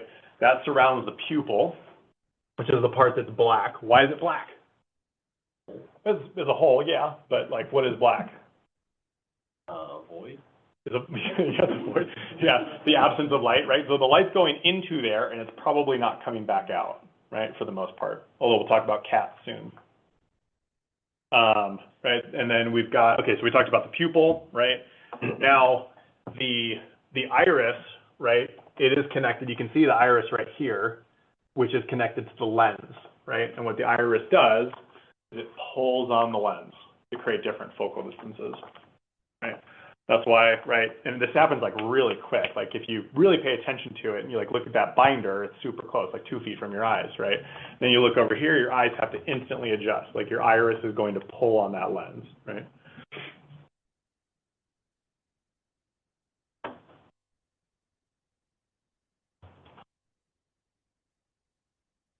Sorry, I gave you a bit of a misnomer here, right? The iris opens up the pupil. Sorry, there's a different muscle here, the ciliary body. That's what pulls on the lens. My bad. Complicated anatomy. Okay, the light travels in through here. You got the vitreous humor, which is what fills your eyeball. Has anybody ever gone to the eye doctor and they do that like flash of light thing and you get to see the back of your eyeball? That is like the coolest thing and also scares the living crap out of me. I'm like, oh great, those are all like blood vessels inside of my eyeball, right? You can see some of that stuff that's floating around in the vitreous humor. And then you've got the retina. The retina is the part of the eyeball which has all your ganglion cells in here, right? So that's like what is the actual part that like receives the light. Has all the nerve cells, has all the stuff that allows you to see, including some other stuff. And then you got the fovea, which is right here. And the fovea is the highest concentration. So if I have like some peripheral vision, like, I'm looking at Carl right now, but I can basically see all of you guys in my peripheral vision, right? But like right now, my fovea was focused on Carl. That's where I get the most clear vision, right? Like you don't really like when you're like trying to throw a baseball at something, you're like, right? Like, because you just don't have the same visual acuity that you would if you're looking straight at it. So what you do when you're moving your eyes to like look at something and focus on it is you're trying to concentrate mostly on the fovea because it has like the highest density of visual cells. Okay? And then the optic nerve collects, there's a bunch of nerves that come out of here, nerve cells, and they connect out all over the retina, and they actually connect on this side, right? And then they send the information to your brain.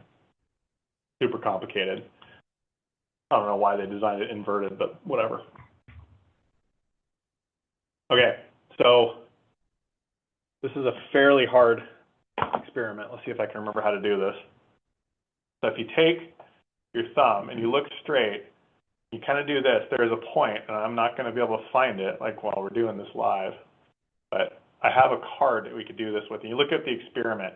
There is a point at which my thumb will disappear, right? And what's happening there is the optic nerve creates a blind spot because there's no visual cells there. They all have to connect in the back and like go out to your brain.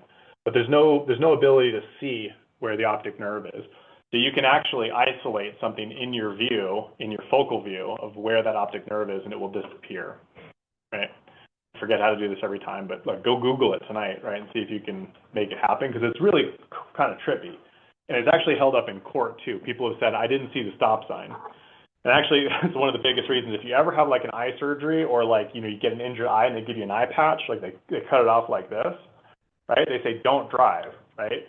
The reason they tell you that is because you literally will not see things. There will be things that go into like where your optic nerve goes into the back of your eye, and you just won't see them, period, because there's no visual cells there.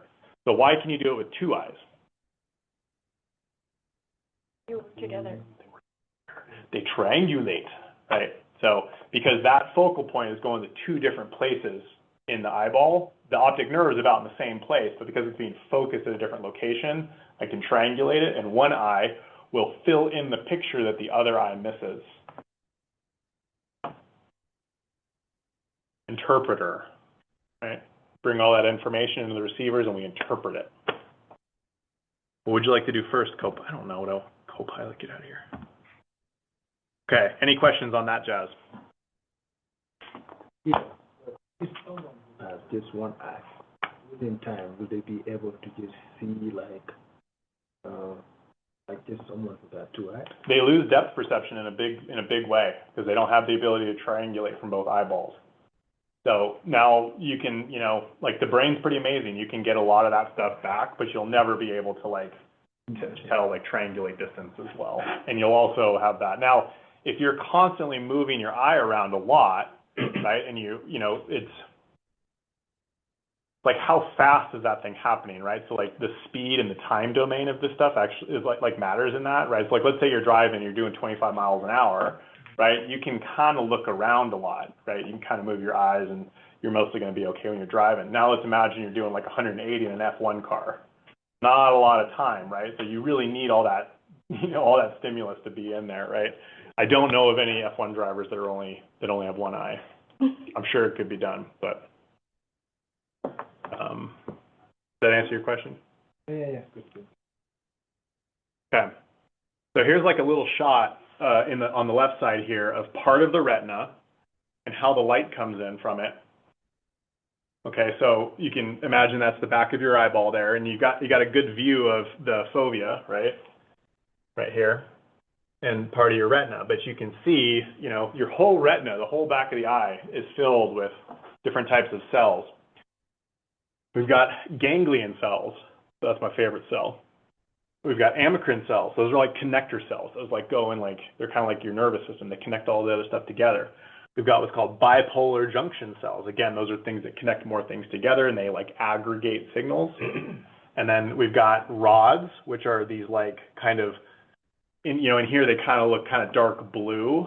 Rods are, does anybody know, responsible for what kind of vision? Night vision. Yeah, night vision, exactly. They do not impart any color perception. They're sensitive to all sorts of light, basically all the wavelengths of light, but they do not give you any color vision. And then you got the cones, right? And I don't think that the cells actually look like this, but they probably have some, kind of resemblance of a cone. That's why they call them cones.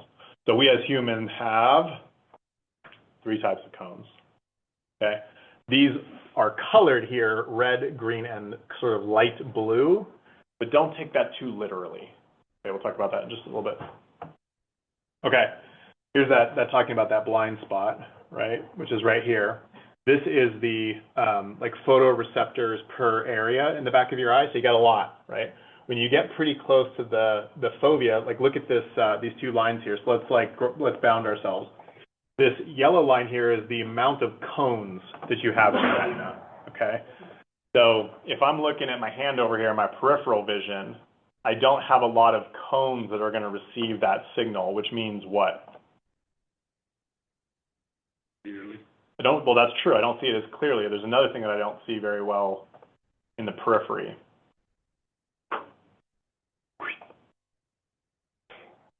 What are cones responsible for? Color. Yeah. Right. Now the opposite is true for the rods. My rods like jump down a lot right front center of my foveal view. So whatever I'm focusing on, I don't have as good of rod visual stimulus there, which the rods play a big part in brightness and they play a big part in just like darkness, right? Like, can you see that stuff? So our eyes are constantly doing something, which is to move around, like to jump around a little bit. There's a thing called saccades, which is really hard to see in a person, but your eyes do this a little bit just to move the visual, the actual image around. So cones are highly concentrated in the fovea. And then, you know, did I say cones? I meant cones, right? Highly concentrated, and you lose your color vision on the outside. Sorry. Did I say cones? You did. Okay. There's a lot of stuff here. Okay. Then we get the rods, and we get a lot of rods over there. So for most of our eye, like, we do not have that great a color vision, right? So as an example, we got a lot of colors on these images here. If I'm looking at that in my periphery, how do I know that that thing has color?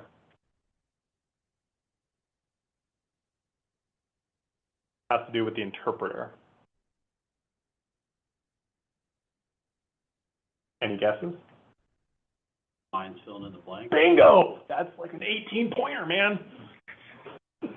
Yeah. So you have memory, right? Like your eyes are moving around and you're like, you see that thing, and then, you know, as you look to the side, like your brain is remembering that thing and filling it in, right? If you've ever been in a court, has anybody ever been in a courtroom? Had to like be on the, what do they call that thing? Jury. Yeah, the jury, right?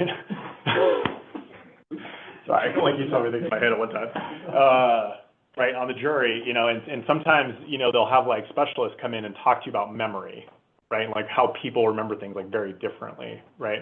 Like the stimulus that comes into your brain from your eyes is heavily influenced by like how your perception, right? That's the definition of perception, but we have visual perception. We'll talk about that a bit more. Okay.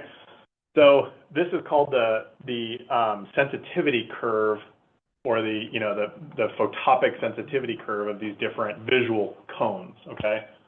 Again, they've put them as red, green, and blue, but don't take that very literally, right? So all this means is that about 400, and I think it's like 15 or 410, somewhere in that range, these, what are called S cones, for short cones, are most sensitive there, which means they get the most bang for your buck, right? Kind of like, what's like a good analogy? I'm struggling to come up with a great analogy right off the top of my head, but that you get the most bang for your buck out of the energy that's in this wavelength zone, right? Then you can see that the green and the red overlap quite a bit. So if I have like some light that's like right here at about, you know, 525 nanometers, which is kind of like a cyan, maybe like a light green, right? That's our perception, right? Our color is a perception. It's going to stimulate both of those medium and long cones, right? Just at differing degrees. So how do we know, as an example, that this is yellow? If it stimulates our rods a little bit, our medium cones, you know, quite a bit, and our large cones or long cones a lot. I'm at 550 nanometers, which is about green. Most people, like, what happens for us to see something as green? All three of these cones are being stimulated simultaneously. So again, we have the receiver, which receives all that stuff, our eyeballs, our retinas. The interpreter, our brain, takes all those signals, combines them, and tells us it's green. Okay. Any questions there? Do these graphs make sense? Sensitivity curves usually throw people off. Question? Answer. Are these amaze? Wow, amaze. Are these ganglion cells, or is that something else? Those are not ganglion cells. Okay, so yeah, those are photoreceptor cells. Okay. Yeah. Oh, I've got a question. Shoot. Is that why we design LEDs in red, green, and blue? No, that's just a physics thing. Okay. Yeah. That's a good question. Yeah.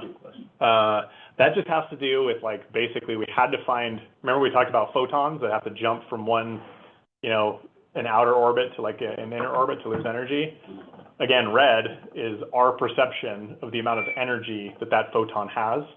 And we just had to find some stuff that we could throw into silicon where when the electrons dropped to a lower energy state, they released photons. So it was kind of happenstance, you could say.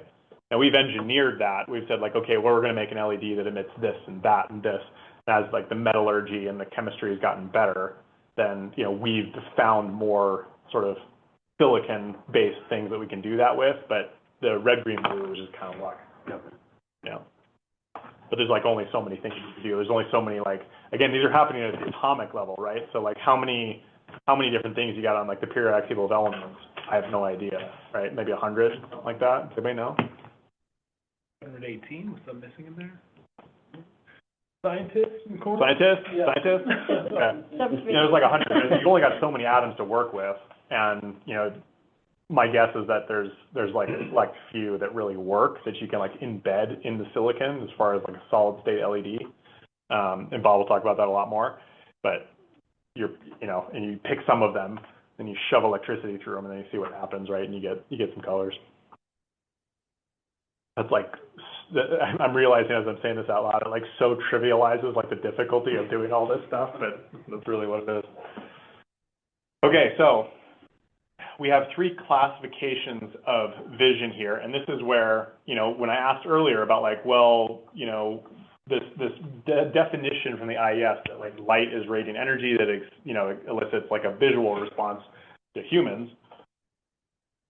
They say it has to produce a visual response. Well, yeah, but there's some stuff in here that's not purely visual response, okay? And this is where this whole thing started to get messy. Again, we have not really been doing this for all that long, maybe like 100 years on like the deep science of lighting here. And we realized that we basically want to classify your ability to see stuff into 3 buckets, okay? There's normal stuff, which is outside, which is like on the photopic deal. There's mesopic, which is kind of like, yeah, it's like dusk. It's like pretty low light. If you ever like think about this when the sun starts to set, can anybody envision that your color vision starts to fade? Like when it starts to get dusk and like the sun's starting to set, all of a sudden you're looking for your car and it doesn't quite look that same shade of whatever. So that's when you start to kind of go into mesopic and you have some color vision, like you can still kind of make it out. And then your scotopic vision is basically like moonlight, right? And the next time you're in moonlight, like look around and try to figure out if you're actually seeing the colors or if you're just remembering the colors. And it's kind of a weird thought experiment. You have very, very bad color vision when you're in scotopic. And this, for reference, this is like half a foot candle and below of light, right? So we're talking really low levels. Photopic vision, you might be at 10,000 foot candles outside in the sunlight, right? And this, you might be kind of like basically stumbling in your bedroom with all the, all the blackout shades, right? That's this type of vision. And your visual acuity, AKA like the ability to like see fine details, see borders well is very, very bad as well. Let's see, how am I doing on time? 7:15, okay. We'll speed up. Okay, light adaptation. We live in Colorado, we got all these big tunnels. I don't know where this one is, but when you're going from dark to light, it takes, it's actually faster to adapt to that, right? So the experiment in your memory to be is like that hotel, bathroom analogy where you like go to the, you wake up in the morning and it's like the first light you turn on, it's like, oh, bam, right? It kind of like hits you. It's very bright, takes a minute. Only a couple of minutes, like maybe 2-3 minutes until like you're pretty okay, like you can see pretty well, right? If you are driving and you enter a tunnel at 60 miles an hour, right, and there are no lights in that tunnel, it'll take you quite a while to adjust to the darkness. So we go from dark to light pretty quickly. it takes a long time for our visual system to adapt from light to dark. A good example of this, if you've ever gone spelunking, which I know you all have, right? If you don't take a light, right, it's going to take a while until you can see. Okay? If you've ever done like one of those cave tours or whatever, right? Like you can turn the flashlights off and it's pretty dark in there and you can't see anything, you know. If you stay in there for about 30 minutes, you will actually be able to see, right? It just takes a really long time for your eyes to adapt. Here's some aspects of visibility. So the task size, like how big is the thing that you're looking at, right? Like, I mean, you know, fonts, right? You got the zoom ins on the browsers, right? You can make your word processor bigger and smaller. Bigger tasks are faster to see, okay? If the contrast is not good, it is harder to see, right? So, you know, the Kindle kind of flipped the script, right? But we got dark print on. Everybody love that person that sends you that email with its font is in pink. And it's like, I can't see that. Right? It drives me crazy. You know? So contrast matters, right? Contrast is like lightness and darkness, right? When you put them next to each other, it's really nice. Okay, so color makes a difference, right? Like this is both has contrast and color, right? You got two different colors. If they're too opposing or they're not, you know, dark and light and sort of like the color aspect, it may be very hard to see.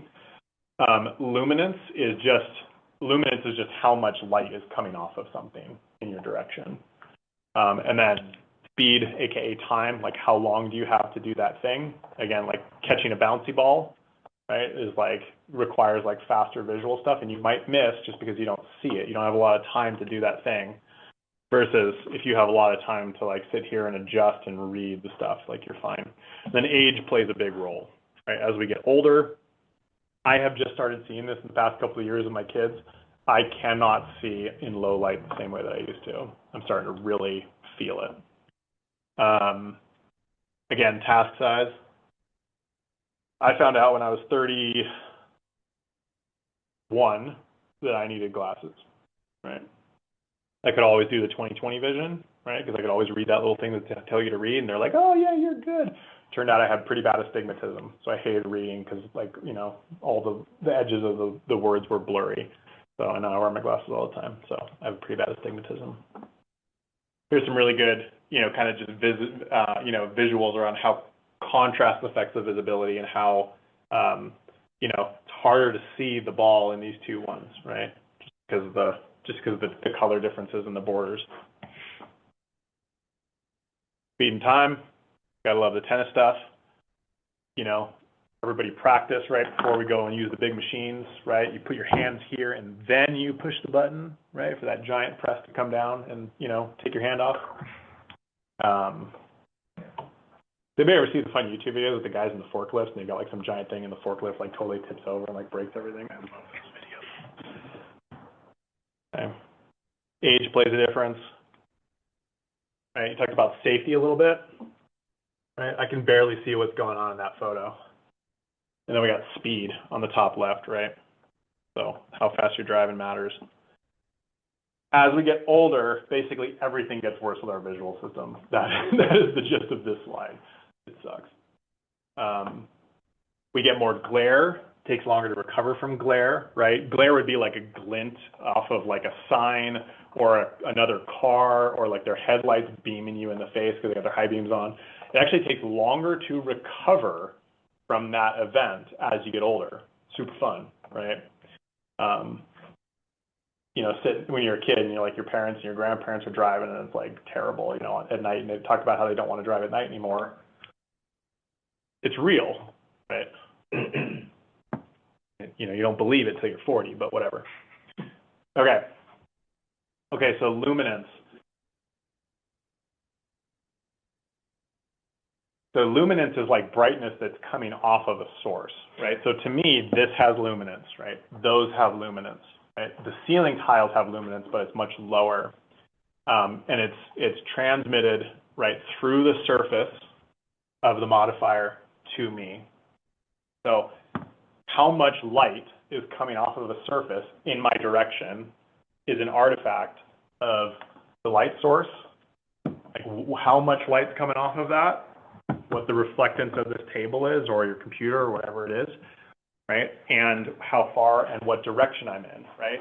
If I go here and I look at the table, there's a whole lot less light coming off that table than there is if I go right above it. Why? Because this has a semi-gloss to it, and it's going to reflect more light straight back up, right, towards the ceiling. So it's a function of all of those things, right? The brightness of something is a function of all of those things. Sometimes on your computer screens, right, you can like turn it and it'll be less bright. Same idea. You'll see on laptops and screens and monitors, you know, they have like nits, the brightness. It's actually luminance, right? And that's the difference between horizontal and vertical that you explained? You're probably talking about illuminance. Yeah. Yeah. Cover that? Illuminance and luminance are related, but they're not the same. Okay. Luminance would be like how much light's coming off of this surface in my direction. Mm-hmm. Illuminance is how much light's going onto this table in like a kind of an average way. But think of it as luminance is going onto the table, luminance is coming off. Do we talk about horizontal versus vertical? Yeah. Foot candles? Right now we do not, but it's foot candles.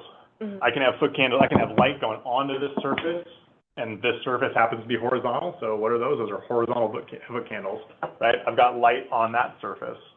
Well, it's vertical foot candles. So it's purely just like what the surface is and how you measure it, right? And I think Bob on photometrics goes into like the whole calculation.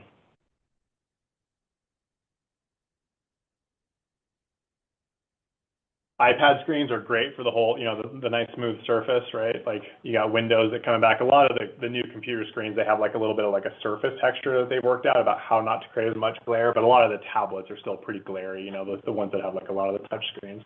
They just have a lot of reflection. So, you know, that has something to do with what's called reflected glare. Veiling reflections are like semi-specular surfaces, which kind of, you know, make it hard to see what you're trying to do. It's not a pure reflection. It's kind of like a diffuse reflection, but it still really affects what you're trying to do. Direct glare is like those high beams from the car coming down. Obviously, everybody's already, you know, felt that. You can intuit that. And then luminance ratios is basically like, imagine we had like a super, everybody seen in the temporary light things that they put in parking lots, which look like a giant super bright globe. It's just like, they're like burning super bright and it's really bright, right? The luminance ratio of that thing to the dark sky is extreme, right? It's very uncomfortable to look at that thing because when you look at the two surfaces next to each other, it's a dark sky and a super bright thing. So that's the luminance ratio. And your visual system is actually taking in the whole room. It's not just looking at like one thing. It's adapting to the brightest thing in the room and trying to figure out how to be able to see everything all at the same time. That's like us on this side of the table when the sun was setting through that glass block wall and it was just lighting everything up over there. Very bright, and it washed everything else out. Yeah, it's hard to see. A little bit. Questions? Answers? 2 + 2? 5. Negative 10 points. That's an easy one. What do I get? Points. Yeah. My daughter likes to do this thing. She goes, "What's 4 + 4? You know, 8. What's 8 + 8? It's 16." So, you know, binary math or whatever like that. And it's like, well, you know, that's where all the computer science classes helped. You know, doing binary math. So we get pretty high. We get up to like 64,000 and above. You get there pretty quick with powers of 2. Yeah. Okay. So older fluorescents did this. LEDs do this as well. And you've got flicker, right? So with good lighting, it's hard to see this because the drivers usually do a really good job at ignoring this. But if you take like a cheapo LED light and you plug it into like a normal light outlet, right? Then you take like a pen or something and you like basically do this like really fast with it, you'll see this in real time. There are these little things that you can buy. They're called flicker meters, and you spin it really fast and it'll show you what the flicker is. But this is pretty annoying. A lot of people can see it subconsciously, whether or not it like imparts, you know, like kind of like visual you know, like conscious, like visual thing where it actually is affecting your visual system. Every once in a while you'll walk into a building and you'll kind of see like the lights kind of do something funky for a couple of seconds and then it'll kind of like fade away. Those lights are probably actually flickering, right? You're just not necessarily going to be like super sensitive to it the whole time, but a lot of times you'll see it. So flicker is bad in general, causes headaches, causes bad visual perception, like all that stuff.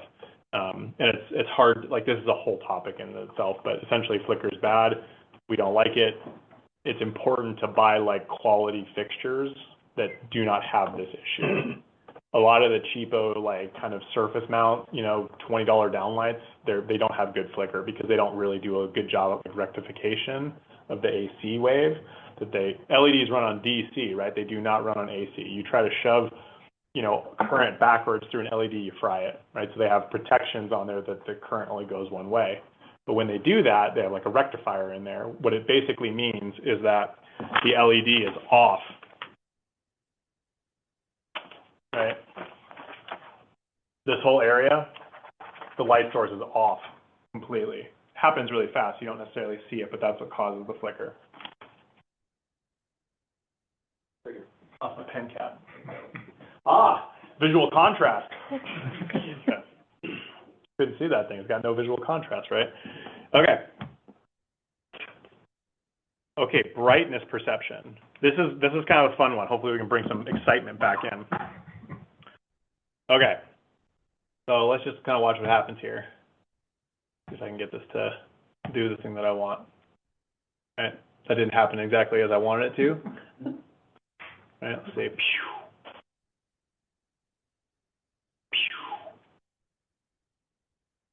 Right? Now, to me, the big block on the left looks more gray, or in other words, darker gray than the one on the right. So your perception of brightness is actually modified by the stuff that's around it, whether that be color or actual brightness. This is a fun one, right? So the stuff on the left there, those are obviously, like I may, you know, be leading the witness here, but those are the same color gray, but they look different, right? Then over here, if you stare at this one, this is kind of hard because you might be chasing dots, but some of you may see on the one on the right, these little black dots in the middle. Okay. So that's fun. Okay. I don't see any of them. You probably are too far away. I think, you know, you kind of got to be closer on that one. Okay, so this is kind of a fun visual mess up, right? Like, you guys may already know what's going to happen here, but to me, the red line on the left looks shorter. Oh my gosh. You know that was coming? I had no idea. You did this last year. I've only changed one slide. I had no idea. Now they're going to tell me these lines are the same ones too? My gosh. I know. Okay. Talked about this a bunch, and we're going to move on. Okay, we're going to go fast, but we're going to have fun. Okay. Does everybody remember this picture? What are you laughing at? Gold and white. It's gold and white? So you see gold and white? Does anybody else see gold and white? You see gold and white. Great. No. Blue, black? Gold and white? You see gold and white, blue, black? Blue and gold. Blue and gold. Okay. I see both. Both? Yeah, if you try really hard in your brain, you can see both. Right? Well, it's the perception of shadow. Yeah. Right? It all comes into it, right? So what I did here was I took this into Photoshop, and you can see what I did here. I just cranked up the brightness and changed the contrast a little bit. Now, what I tried to do on the one on the left, again, I didn't want to mess with this too much, is I tried to make it so that everybody would see more or less white and gold on the left one.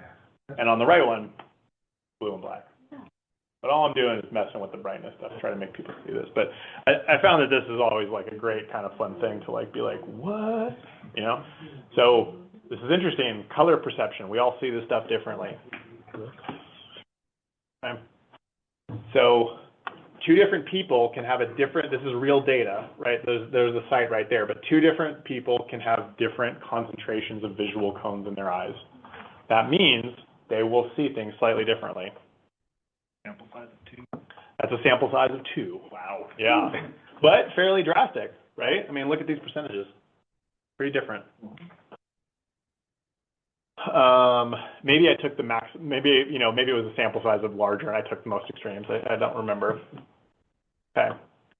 What is a rainbow, right? All we're doing with white light is we are throwing it through something that makes light go slower. Water droplets or plastic, they have density, slows down. When that happens, the different wavelengths slow down differently and they start to separate. Right? Isaac Newton figured this one out. Right? This is called refraction. And white light comes in, it's got all the wavelengths, and then it goes down there. If I can remember, somebody remind me or send me an email or something like that. We'll do the 3 blue, 1 brown, or 3 brown, 1 blue video. It's pretty fun. Okay. We talked about electromagnetic spectrum. Okay, here's some examples of different electromagnetic spectrums, specifically of light, right? You can see the wavelengths down here. So daylight's over there. As I said, it's not perfect, but it's got a lot of the different parts of the colors, right? That's why things look pretty good outside. Like the sun is lighting it up. You can see all the colors pretty well. A white LED, these are scaled to be relative power, relative to each other. Missing all this stuff right here, right? So it means it's going to render blues pretty good, but it's not. But again, the modifier, right? You got to take this.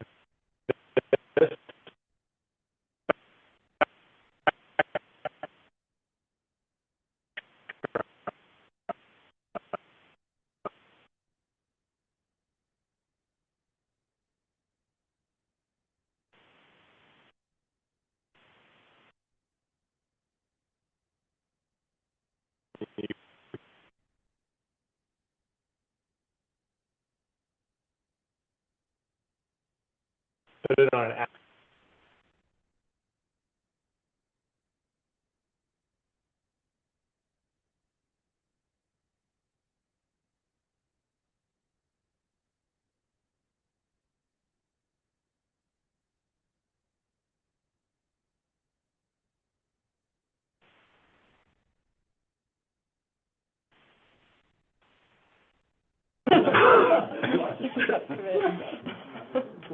Yeah, I'm not getting any sound.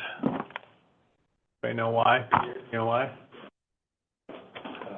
I'm not muted, so let's see if I can get some sound to come back. So this guy, I don't even have it on the right screen. There we go. Okay, let's see if this works. So this guy is colorblind, right? He cannot see the difference between greens and reds.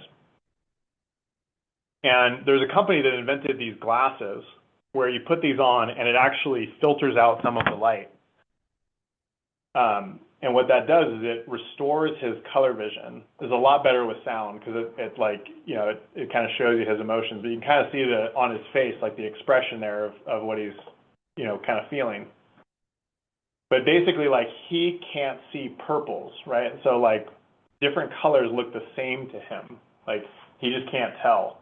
And so what these glasses do is they kind of trick the brain to interpreting the colors of the way they are meant to be by very tightly controlling some filtering on the glasses, right? Most people that are what's called deuteronomous colorblind can use these glasses and they'll get most of their color vision back, which is pretty cool.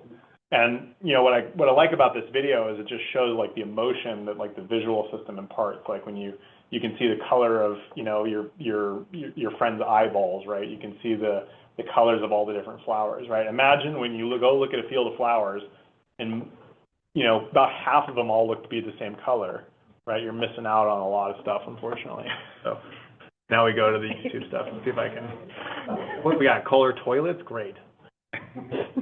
Respect the moments, Yeah, I can't get this to close. Can I get that? Come on. Is it gonna work? There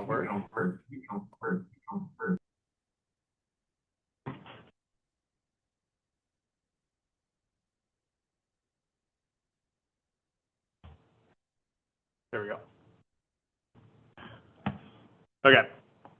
So here's 2 different electromagnetic spectrums of fluorescence. You can see how funky fluorescents are over there. They're real funky.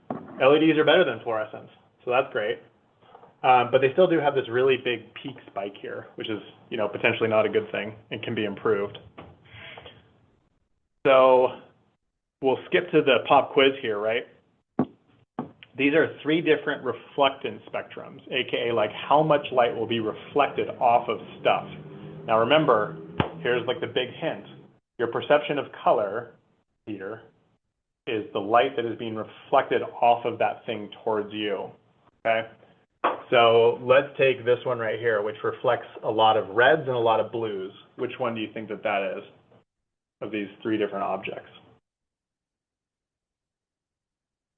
Those different lines are a different object. They are different objects. Yeah.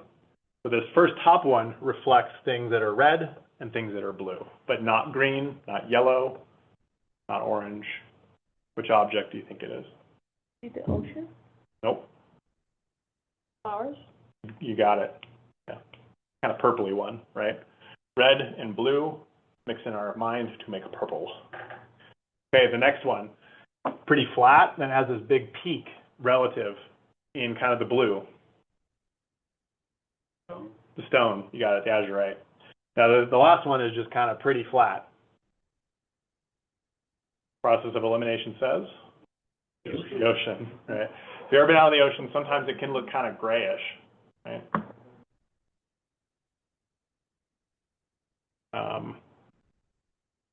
So sometimes things reflect the same color as their environments, right? Sometimes not. It makes it hard to see things, kind of form of camouflage. So what this is illustrating here is that objects don't really have a color, so to speak. Like that is like the wrong way to think about stuff. In reality, you can say that all day, right? Like nobody's gonna like come and be like, oh, you're not reasoning right? But in reality, what's going on is that objects reflect light. And we perceive all of the combination of light that reflects off that object, we perceive that as color. Does that make sense? Kind of flips the script a little bit. But yes, you can still go say that that thing is green. Don't worry about it, right? Okay.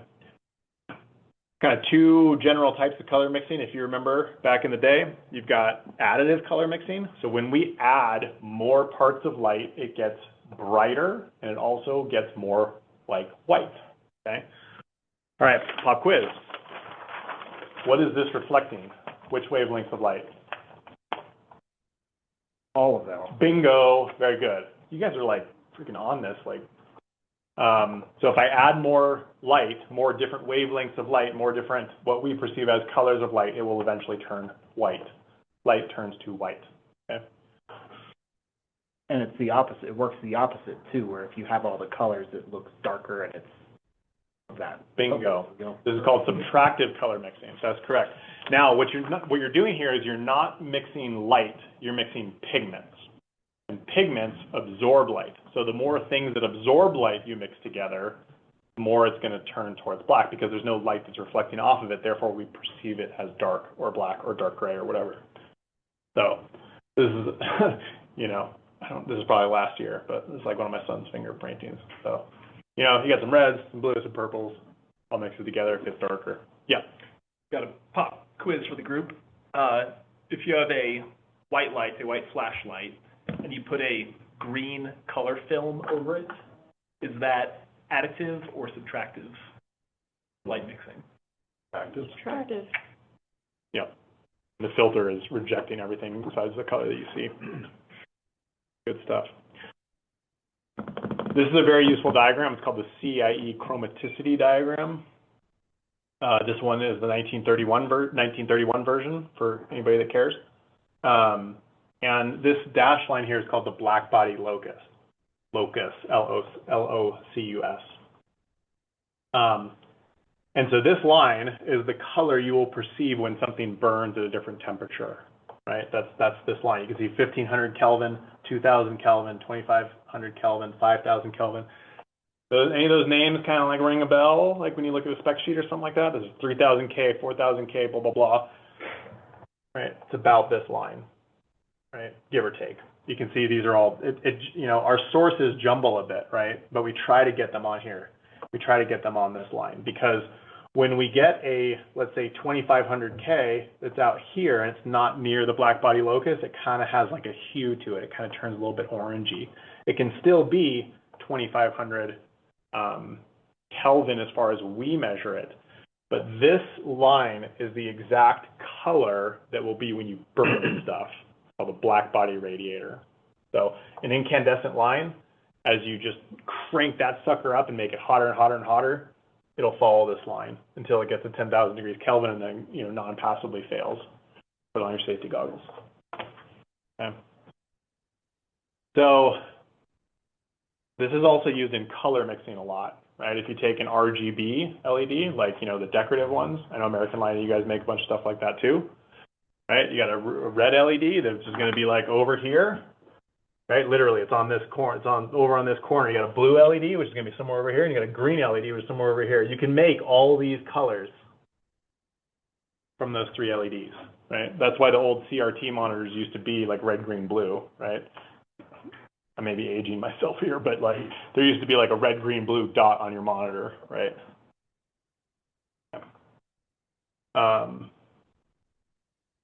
Yeah, you can change the way things look. This is a really good experiment. This may be a little bit hard to see, but you can see a dim interior. They took these pictures, right, and basically had people say like, well, what did that look like to you when they changed the environment, right? They would make the picture look like what people felt like. And, you know, you get these kind of different ways that food look. That's a CRI? Yep, that's CRI. We're going to talk about that in like just a second here. It's good. Okay, the unintuitive thing is that blues are actually higher color temperature, right? When you look at a flame, like a hot flame, if you look at like a blowtorch, the part that's coming right out of the end of the blowtorch is like kind of bluish. And then it goes toward like very orangey at the tip.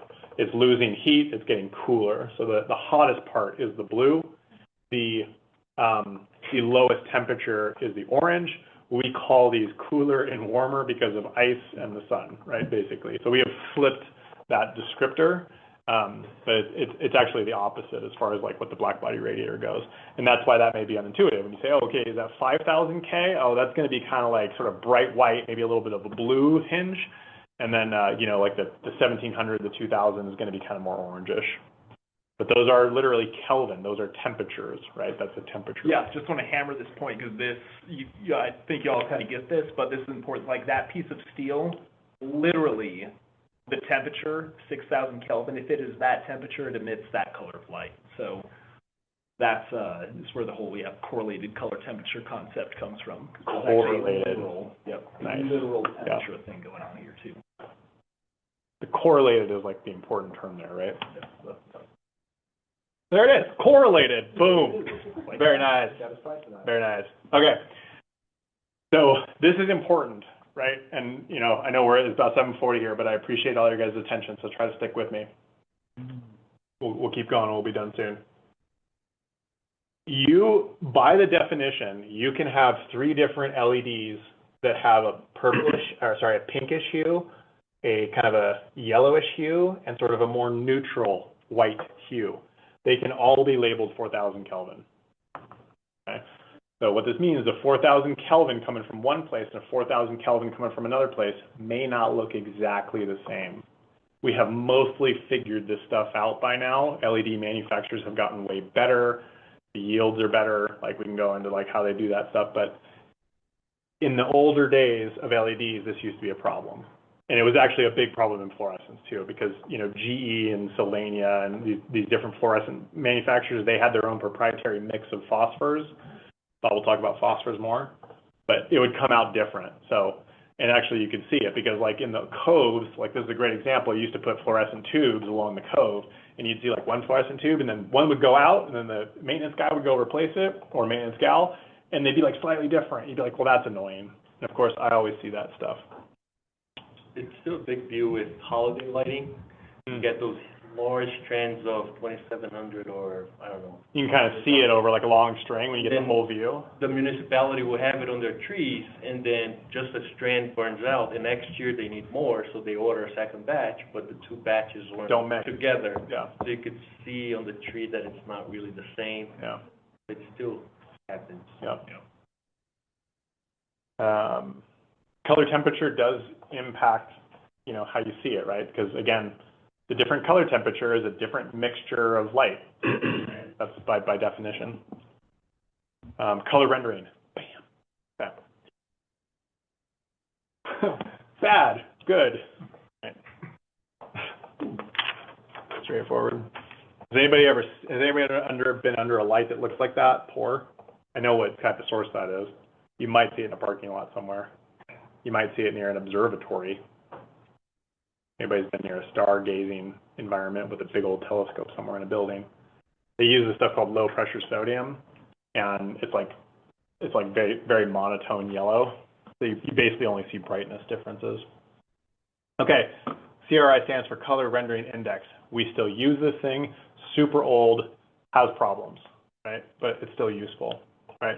Dates back to 1965.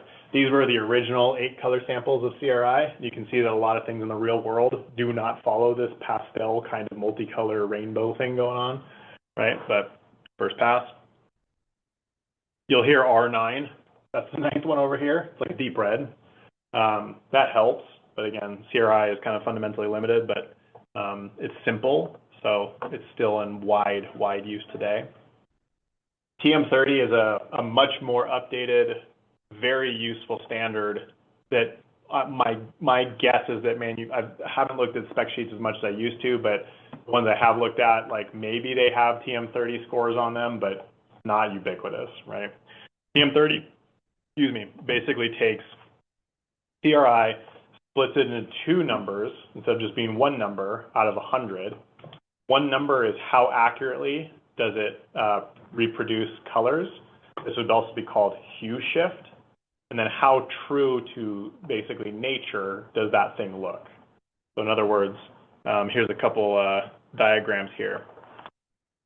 So this is circular, and this is has a whole topic here, but basically, you know, this circle is meant to be perfect, right?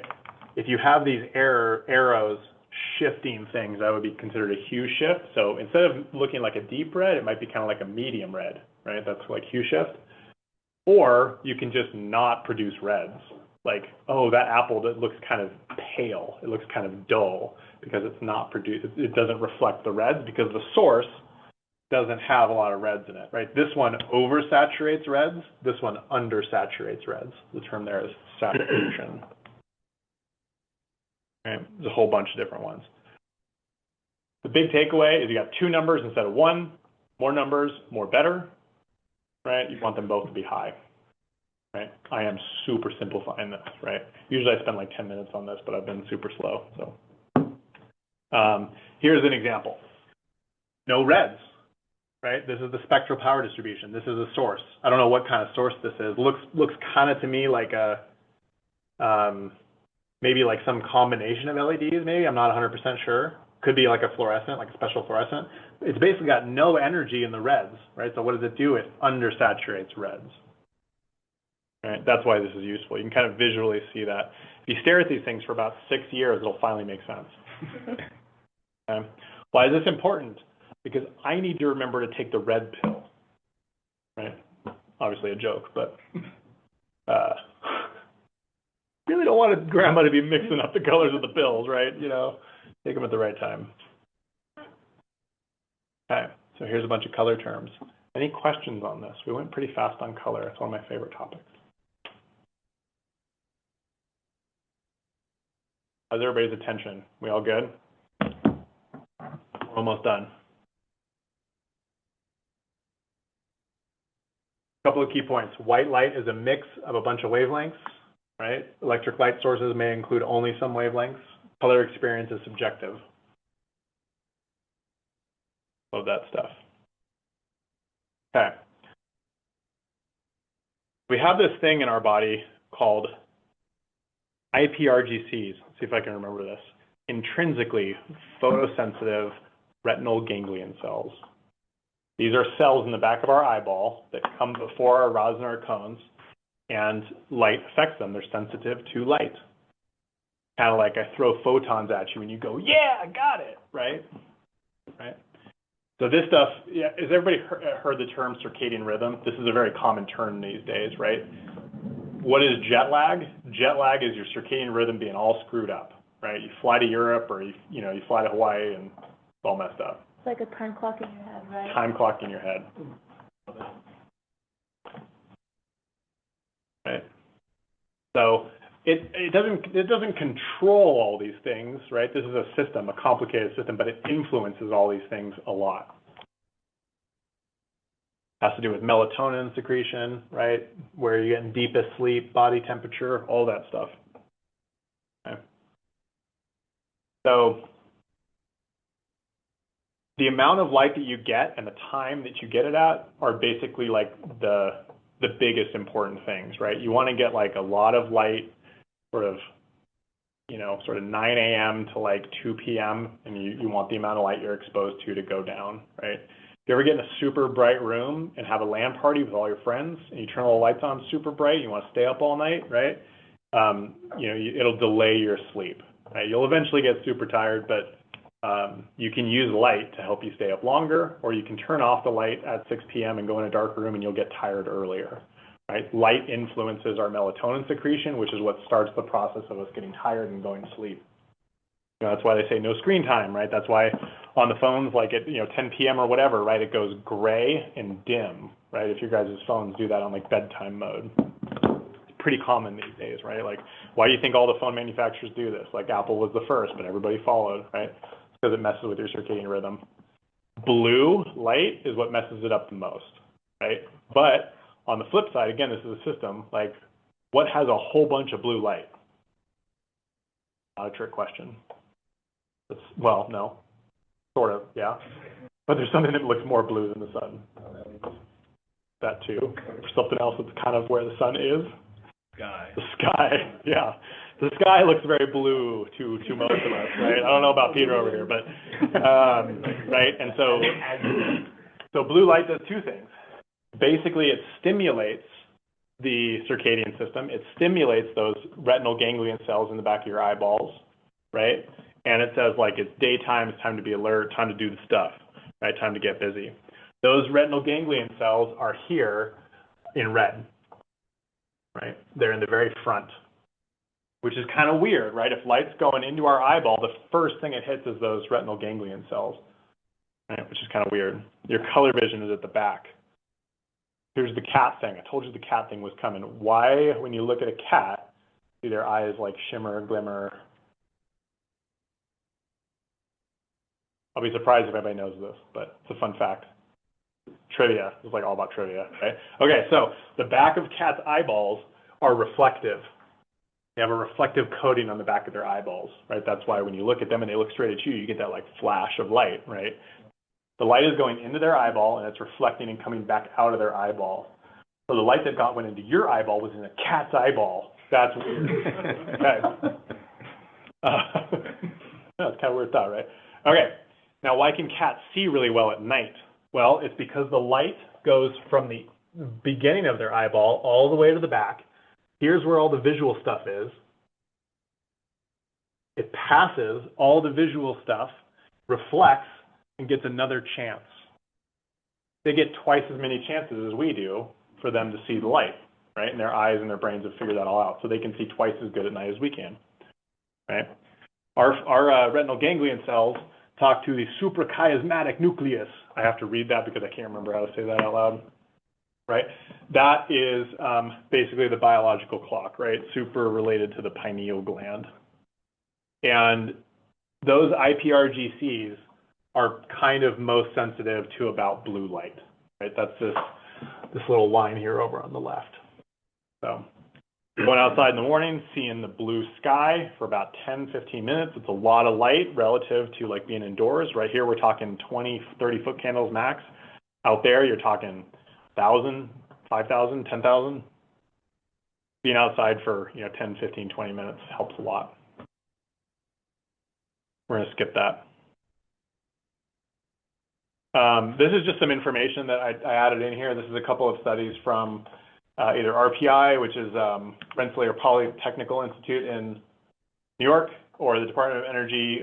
PNNL stands for Pacific Northwest National Laboratory. And they funded a bunch of studies to look at these circadian lighting systems. Usually they're tunable light. They're like pretty straightforward. You know, it's like maybe a 5,000 LED, 5,000K LED and like a 2,700K LED, and you can like shift them throughout the day, right? And they're trying to see like how this can help people, right? And so here's a couple of, you know, studies basically saying that like this stuff is beneficial if you implement it and you implement it well.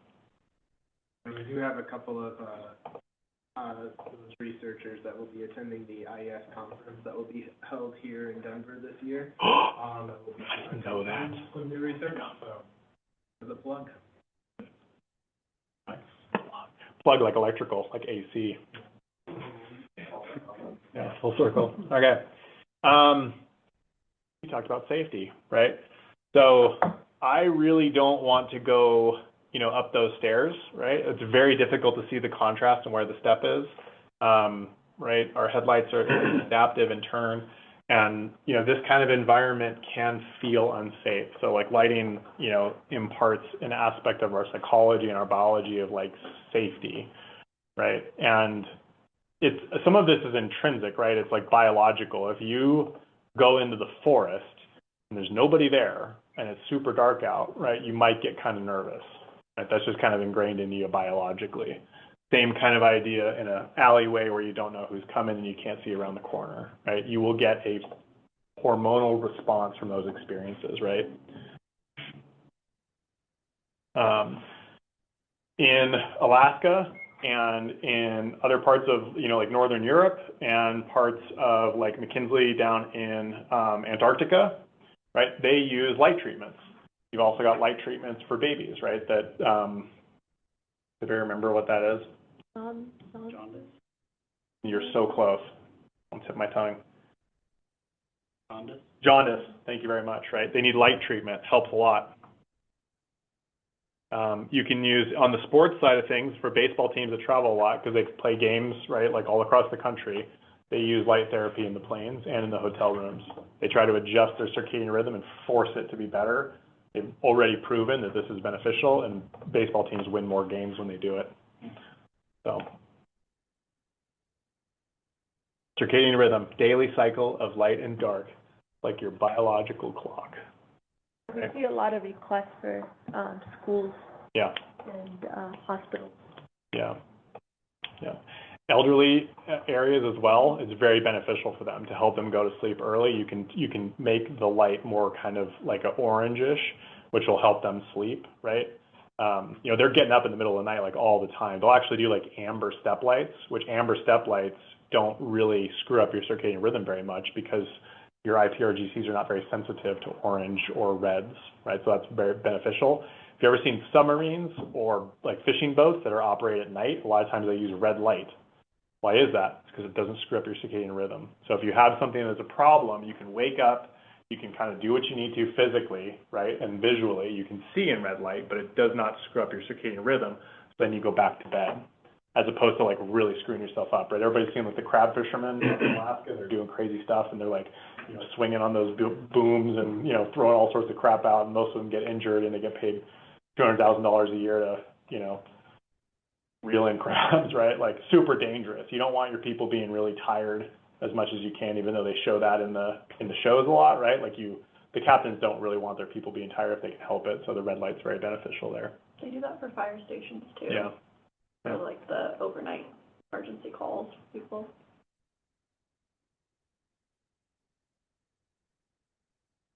The IES has a whole bunch, there's like these LS stands for Lighting Science Collection, but there's all these, you know, technical bulletins. Some places you guys work at may have all these documents somewhere sitting on a shelf. They're really good references. There was a big one during COVID that I had to look at a ton, which was on basically exposure to UV light. Because if you guys remember COVID, everybody, you know, whether or not you were in the industry at that point in time, everybody was like, can we use UV light to disinfect our spaces? Like, what's the limits? Like, how much UV light can we pump in this? Does it have to be, you know, off? Like, do you have to like lock the doors and like have people go out of the room, or can it be on all the time? Like, there was all this stuff going on during COVID, right? And UV light's kind of one of those things that you really just don't want to like get wrong, right? It has implications for skin cancer, has applications for, you know, causing, you know, I got a whole bunch of sunburns when I was a kid, and my skin has all this blotching stuff on it, so it causes not only aesthetic but also, you know, potentials for problems in the future. So that was like kind of a big deal. And actually my son's preschool, or it was my daughter's at the time, their preschool, they got this like robot that you would wheel into the room and, you know, all the lights would turn off on you for some weird reason. And it's time. It's time. Yeah, that's probably 8 o'clock. Perfect, 8:01. Well, I'll tell you this last thing and then we'll call it, right? We're on the last slide. I really do appreciate everyone's attention, really do. But this robot was like a UV robot, right? So they'd shut the blinds, they'd wheel this robot in the center, and then they'd have teachers stand outside the room so nobody could get in there. And it took about 5 minutes, that's it. It would just blast this thing with UV light, and that would be germicidal. It would kill all the virus and, you know, bacteria for the most part in the room. You can't get to surfaces you can't see like inside of cabinets, but that was like a real thing. And I think they spent like $70,000 on this robot, you know what I mean, to keep the kids going, right? Because it's really important for their development, as we all found out and we all knew in the very beginning, but, you know, you kind of have to figure out what to do there, right? That's it. Kabam! Oh. And on that lighting science collection, if you're an IES member, you do get access to that. Didn't used to. Yeah. Didn't used to. You used to have to pay for them one at a time. It was $45. If you're an IES member, you get access to that lighting science collection. So it's included in the membership. Carrie and Johnny, thank you so much for your attention. Sorry we went till 8. I was going to try to be done by 7:30, but we will be done by 7:30 on Thursday, promise. No problem. Thank you. It's been a lot. Thank you. See you Thursday. Thanks, with that, we'll see you on Thursday. Questions? I have one question. Shoot. I heard before that depending where the light is coming from to how it can affect your circadian rhythm. If the light is above, it will affect you more. That's correct. Ground. That's correct. You want to know why that is? Phone right inside of your face. That's light behind you. I like to hold my phone like this. Maximum impact. But so the reason is that the bottom half of your eyeball has more of those IPRGCs, has a higher density of that type of cell, right? And if our imagery of our environment is actually flipped in our eyeball, right? Like, in other words, like the sky is actually on the bottom of our eyeball.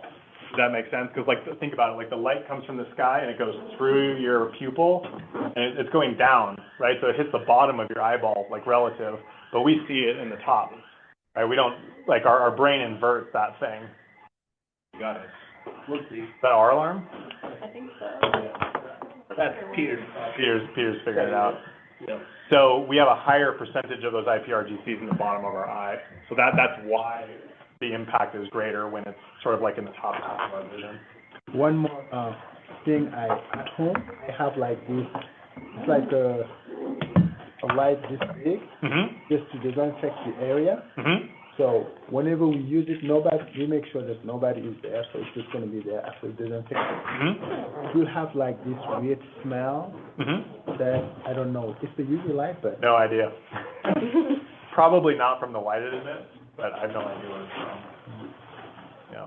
What is it? Like some ozone or something? Yeah, it could be ozone. Yeah. If it creates ozone. Yeah. Some of the air purifiers have UV lights inside of it. You know, it's like self-contained, and they pass the air through, and that's actually used in hospitals. It was actually one of the most effective tools for preventing tuberculosis transfer from room to room about 3 decades ago. Tuberculosis is like super contagious, so they put these like UV sterilizers in the air ducts. Super effective. Also, a lot of systems like HVAC systems have UV disinfectants on the coils, like in the actual like HVAC, you know, the big air handling units that go on the rooftops or whatever. Sometimes they're in mechanical rooms too. But a lot of those have that too because it'll keep the air really disinfected that's coming through that system. It also helps with mold growth on the coils, so they don't have to clean the coils as much on the air conditioning units. All right. Water filtration too.